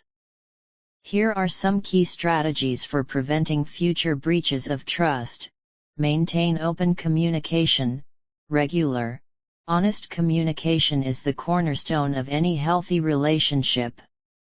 Make it a habit to check in with each other about feelings, needs, and expectations. Set clear boundaries. Boundaries help both partners feel respected and secure. Be clear about what is acceptable behavior and what is not. Be consistent in actions. Follow through on promises, commitments, and agreements. Consistency builds reliability and trust over time. Support each other's growth. Encourage each other's personal development and emotional healing. A relationship is stronger when both individuals are committed to growth and mutual respect. Conclusion: rebuilding trust is a challenging but ultimately rewarding journey. It requires openness, transparency, patience, and a commitment to growth from both partners. While the process may take time, the efforts made to heal and rebuild trust can lead to a stronger, more resilient relationship. In the next chapter, we will explore the importance of forgiveness in the healing process and how to cultivate a forgiving mindset, both toward others and yourself. Chapter 19: Embracing vulnerability in relationships. Vulnerability is often seen as a weakness, but in relationships, it is the foundation of emotional intimacy and connection. Learning to embrace vulnerability can transform how partners communicate and understand each other. Here are the key elements of embracing vulnerability. 1. Understanding vulnerability. Vulnerability involves exposing your authentic self, including your fears, desires, and insecurities, without the fear of judgment. It requires emotional courage and a willingness to be open. 2. Breaking down walls. Often, individuals build emotional walls as a defense mechanism due to past hurt. These walls protect but also isolate. The first step in embracing vulnerability is breaking down those barriers, which allows for deeper connection. 3. Communicating openly. Open, honest communication is a key component of vulnerability. This means expressing feelings, discussing needs, and admitting mistakes. It requires trust that the other person will handle your emotions with care. 4. Building emotional safety. For vulnerability to thrive, partners must create a safe emotional environment where both feel heard and respected. Emotional safety involves validation, empathy, and non-judgmental support from each other. 5. Accepting imperfection. No one is perfect. Embracing vulnerability involves accepting that both you and your partner have flaws. Vulnerability fosters a sense of acceptance and understanding, which allows both individuals to feel more comfortable being their true selves. 6. Strengthening the bond. As vulnerability is shared, emotional intimacy deepens, and trust strengthens. Partners become more attuned to each other's needs, fostering a relationship where both individuals feel deeply connected. 7. Taking small steps. Embracing vulnerability doesn't mean laying everything bare immediately. Start small by sharing thoughts and feelings incrementally. With time, it becomes easier to be open and vulnerable in the relationship. Embracing vulnerability not only enhances emotional intimacy but also creates a space for both partners to grow together, heal, and experience the full depth of connection. Though difficult, it is one of the most powerful ways to strengthen relationships. Chapter 20 Conflict Resolution in Toxic Relationships. Conflict is inevitable in any relationship, but in toxic relationships, these conflicts often escalate into destructive patterns that damage the emotional well-being of both individuals. Learning how to manage and resolve conflicts effectively in a toxic relationship is essential for restoring peace and preserving the health of the relationship. Here's how to approach conflict resolution in toxic relationships. 1. Recognizing toxic patterns. Before addressing conflicts, it's important to identify toxic behavior patterns such as manipulation, gaslighting, passive-aggressive communication, or frequent shouting matches. Recognizing these patterns is the first step in breaking the cycle of toxicity. 2. Setting boundaries. Healthy boundaries are vital in toxic relationships. Setting clear, firm limits on what is acceptable and what is not can prevent further harm. Boundaries communicate to your partner that you value yourself and expect respect. 3. Stay calm and detached. In emotionally charged conflicts, staying calm is key. Detach yourself emotionally from the situation to prevent being drawn into the chaos. Take a step back, breathe, and focus on staying composed to prevent the conflict from spiraling further. 4. Focus on communication. Effective communication is crucial when resolving conflicts.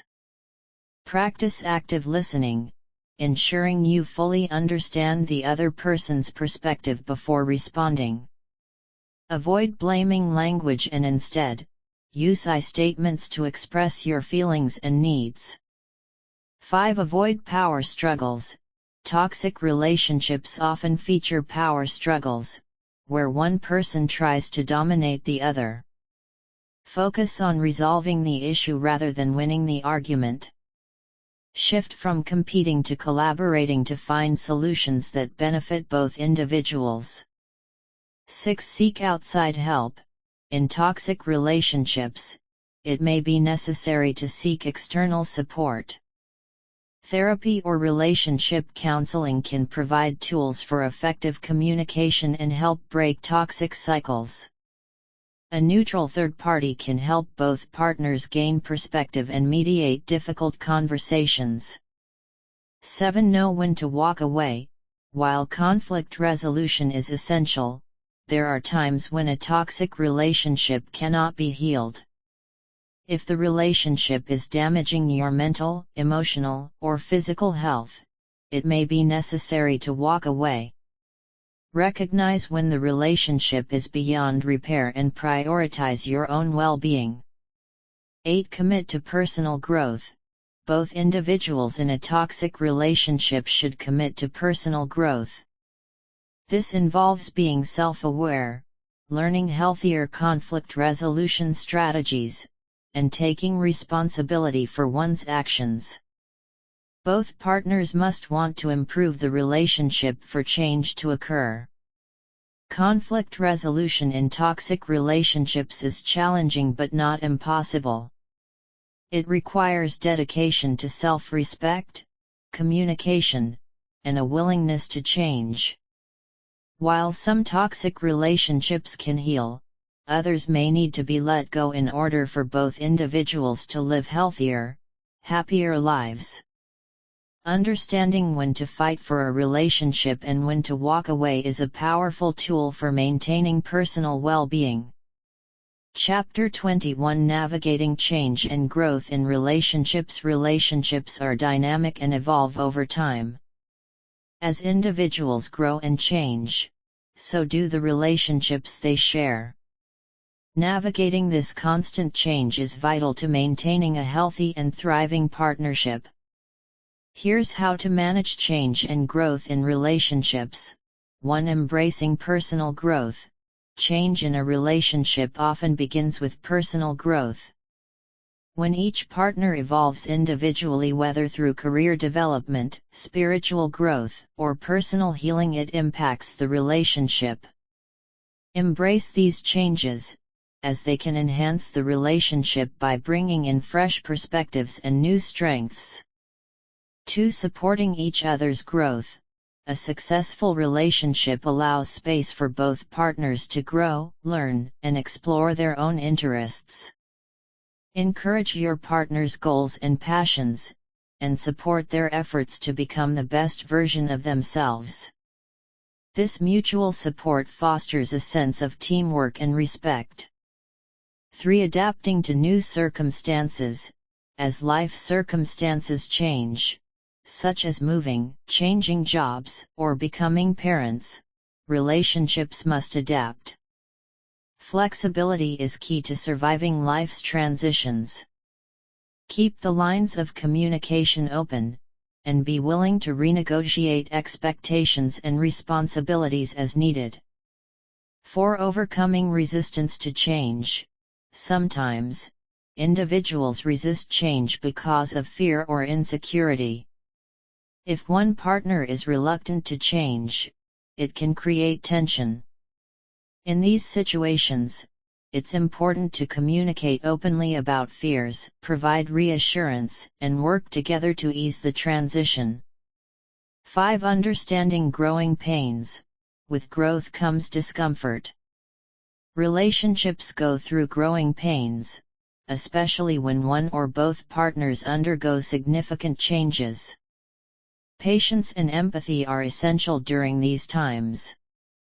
Acknowledge the difficulty of adjusting to new dynamics, but focus on the long-term benefits. 6. Reevaluating the relationship. As partners grow, it's important to regularly reassess the relationship and its goals. Are both individuals still aligned in their values, visions for the future, and emotional needs? Regular check-ins can ensure both partners are on the same page and can address any emerging issues before they become problems. 7. Fostering open communication. During times of change, open communication becomes even more critical. Discussing feelings of uncertainty, desires for the future, and any concerns about the relationship can help both partners navigate growth with understanding. Honest conversations strengthen the foundation of the relationship. 8. Celebrating change together. Change doesn't always have to be a challenge. Celebrate growth and positive change together. Whether it's achieving personal goals, adapting to a new lifestyle, or simply learning something new about each other, taking time to appreciate each other's evolution strengthens the bond. 9. Maintaining connection amidst change. Amid change, it's easy for couples to lose touch with each other. Take intentional actions to maintain connection, such as regular date nights, meaningful conversations, and physical affection. These efforts help preserve the emotional intimacy that is crucial for weathering changes together. Navigating change and growth in relationships is about maintaining adaptability, open communication, and mutual support. The more both partners embrace change as a natural and positive part of life, the stronger their relationship will become. Relationships are an ongoing journey of growth, and when both partners evolve together, they can experience deeper connection, joy, and fulfillment. Chapter 22. Restoring trust in relationships. Trust is the cornerstone of any successful relationship. When it's broken, it can be one of the most difficult challenges to overcome. Restoring trust requires patience, consistent effort, and a willingness to be vulnerable. Here's how to rebuild trust in relationships. 1. Acknowledging the breach. the first step in restoring trust is acknowledging that it was broken. Whether due to dishonesty, betrayal, or broken promises, the person who caused the breach must take full responsibility for their actions. Denying or minimizing the issue only prolongs the healing process. 2. Honest communication. Rebuilding trust begins with open and honest communication. Both partners need to express their feelings, fears, and concerns without fear of judgment or retaliation. This transparency helps to begin healing the emotional wounds caused by the betrayal. 3. Seeking forgiveness. Asking for forgiveness is an essential part of the restoration process. The person who broke the trust must express genuine remorse and make it clear that they understand the hurt they have caused. This is an opportunity to show vulnerability and to demonstrate a commitment to change. 4. Taking responsibility for actions. Trust is restored when the person who caused the breach takes full responsibility for their actions, rather than shifting blame or making excuses. This involves showing that they have learned from their mistakes and are committed to not repeating the behavior in the future. 5. Creating a plan for change. To rebuild trust, actions must match words. This means creating a concrete plan for change. For example, if infidelity was the issue, this might involve transparency in communication, setting clear boundaries, and rebuilding the emotional connection. A plan shows that both parties are committed to creating a safer, healthier dynamic. 6. Rebuilding emotional safety. Trust can only thrive in an emotionally safe environment. Both partners must work to create an atmosphere of respect, empathy, and understanding. This means being patient and kind with each other, especially during the healing process. Building emotional safety requires emotional maturity and a commitment to supporting each other through difficult times. 7. Consistent reassurance. After trust is broken, the partner who caused the breach must provide consistent reassurance to their partner. This can include small, everyday actions that show commitment to the relationship and convey reliability. Trust is rebuilt over time through small but meaningful gestures that demonstrate change.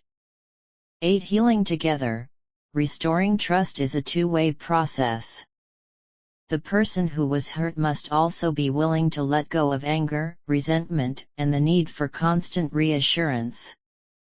This requires emotional healing, and both partners need to support each other through it. Forgiveness is a choice and can only occur when both individuals are committed to healing. 9. Patience and time. Rebuilding trust takes time. There is no shortcut. Both partners must be patient with themselves and each other. The person who was betrayed may feel vulnerable for a long time, and it's essential to acknowledge and respect their process. Trust is slowly rebuilt through consistent actions over time. 10. Setting new boundaries. After trust has been broken, it's important to reevaluate and set new boundaries within the relationship. This helps to ensure that both partners feel respected and protected. Clear boundaries provide the structure needed to restore security and rebuild trust. Rebuilding trust is not an overnight process. It requires commitment, transparency, and continuous effort from both partners. It's essential to remain patient and understanding throughout the journey. When trust is restored, the relationship can become stronger and more resilient than ever before. The key to lasting trust is consistency, empathy, and shared dedication to the relationship's future. Chapter 23. Moving forward with strength, understanding, and love. As we reach the conclusion of this book, it is important to reflect on the central themes that have been explored and how they can be applied in your own relationships. Whether you are navigating conflict, rebuilding trust, embracing growth, or working through emotional challenges, the key to a healthy and thriving relationship lies in continuous learning, open communication, and mutual respect. Throughout the chapters, we've discussed the complexities of human connections and how to approach them with compassion, patience, and a willingness to adapt. Relationships are not static. They evolve, grow, and face challenges. But with each challenge comes an opportunity for deeper understanding and stronger bonds. Here are the core takeaways from this book. 1. Open communication. Healthy relationships are built on honest and transparent communication. Regularly sharing feelings, thoughts, and desires fosters a sense of security and understanding between partners. Communication allows both individuals to feel heard and valued. 2. Empathy and compassion. Recognizing and respecting your partner's emotions is crucial. By cultivating empathy, we are able to step into the other person's shoes and offer support that feels genuine. Compassion is not just about understanding but also about acting with kindness, even in difficult times. 3. Growth and change. Relationships evolve as both individuals grow. Supporting each other's personal growth and embracing the changes that come with it helps relationships remain dynamic and strong. Change can be uncomfortable, but it can also bring new opportunities for connection. 4. Conflict resolution. Conflicts are inevitable, but they don't have to damage the relationship. By handling disagreements with respect and a willingness to listen, couples can resolve issues constructively and strengthen their bond. 5. Trust and vulnerability. Trust is the foundation of any relationship. It's built through consistency, transparency, and a shared commitment to the relationship's well-being. Vulnerability is a strength, not a weakness, and opening up to your partner creates a deeper, more meaningful connection. 6. Setting boundaries. Healthy relationships involve clear and respectful boundaries. By defining what is and isn't acceptable, both partners can create a safe space where they feel understood and respected. 7. Patience and time. Building and maintaining a healthy relationship takes time. Whether you're navigating a rough patch or celebrating a milestone, understanding that growth and healing don't happen overnight is essential. Patience allows both partners to process emotions and move forward with a stronger foundation. 8. Celebrating love. Relationships thrive on love, both the big gestures and the small, everyday actions. Love is not just an emotion but a series of choices that show care, commitment, and deep connection. Make time to celebrate your relationship, appreciate each other, and nurture the love that brought you together. The path forward. Relationships are an ongoing journey of connection, growth, and discovery. While challenges will inevitably arise, it's how you handle them that determines the strength and longevity of the relationship. By committing to communication, empathy, and trust, you create an environment where both partners feel supported, valued, and loved. As you move forward, remember that no relationship is perfect, but with effort, understanding, and a willingness to evolve, you can create a lasting, fulfilling partnership. The journey may not always be smooth, but it will always be worth it when you approach it with the right mindset, one of love, respect, and a shared vision for the future. May this book serve as a guide to help you navigate the complexities of relationships and inspire you to foster deeper, more meaningful connections in your life. Thank you for taking the time to embark on this journey with me. Your relationships are worth the effort, and with each step, you are building a foundation for a stronger, more fulfilling future together.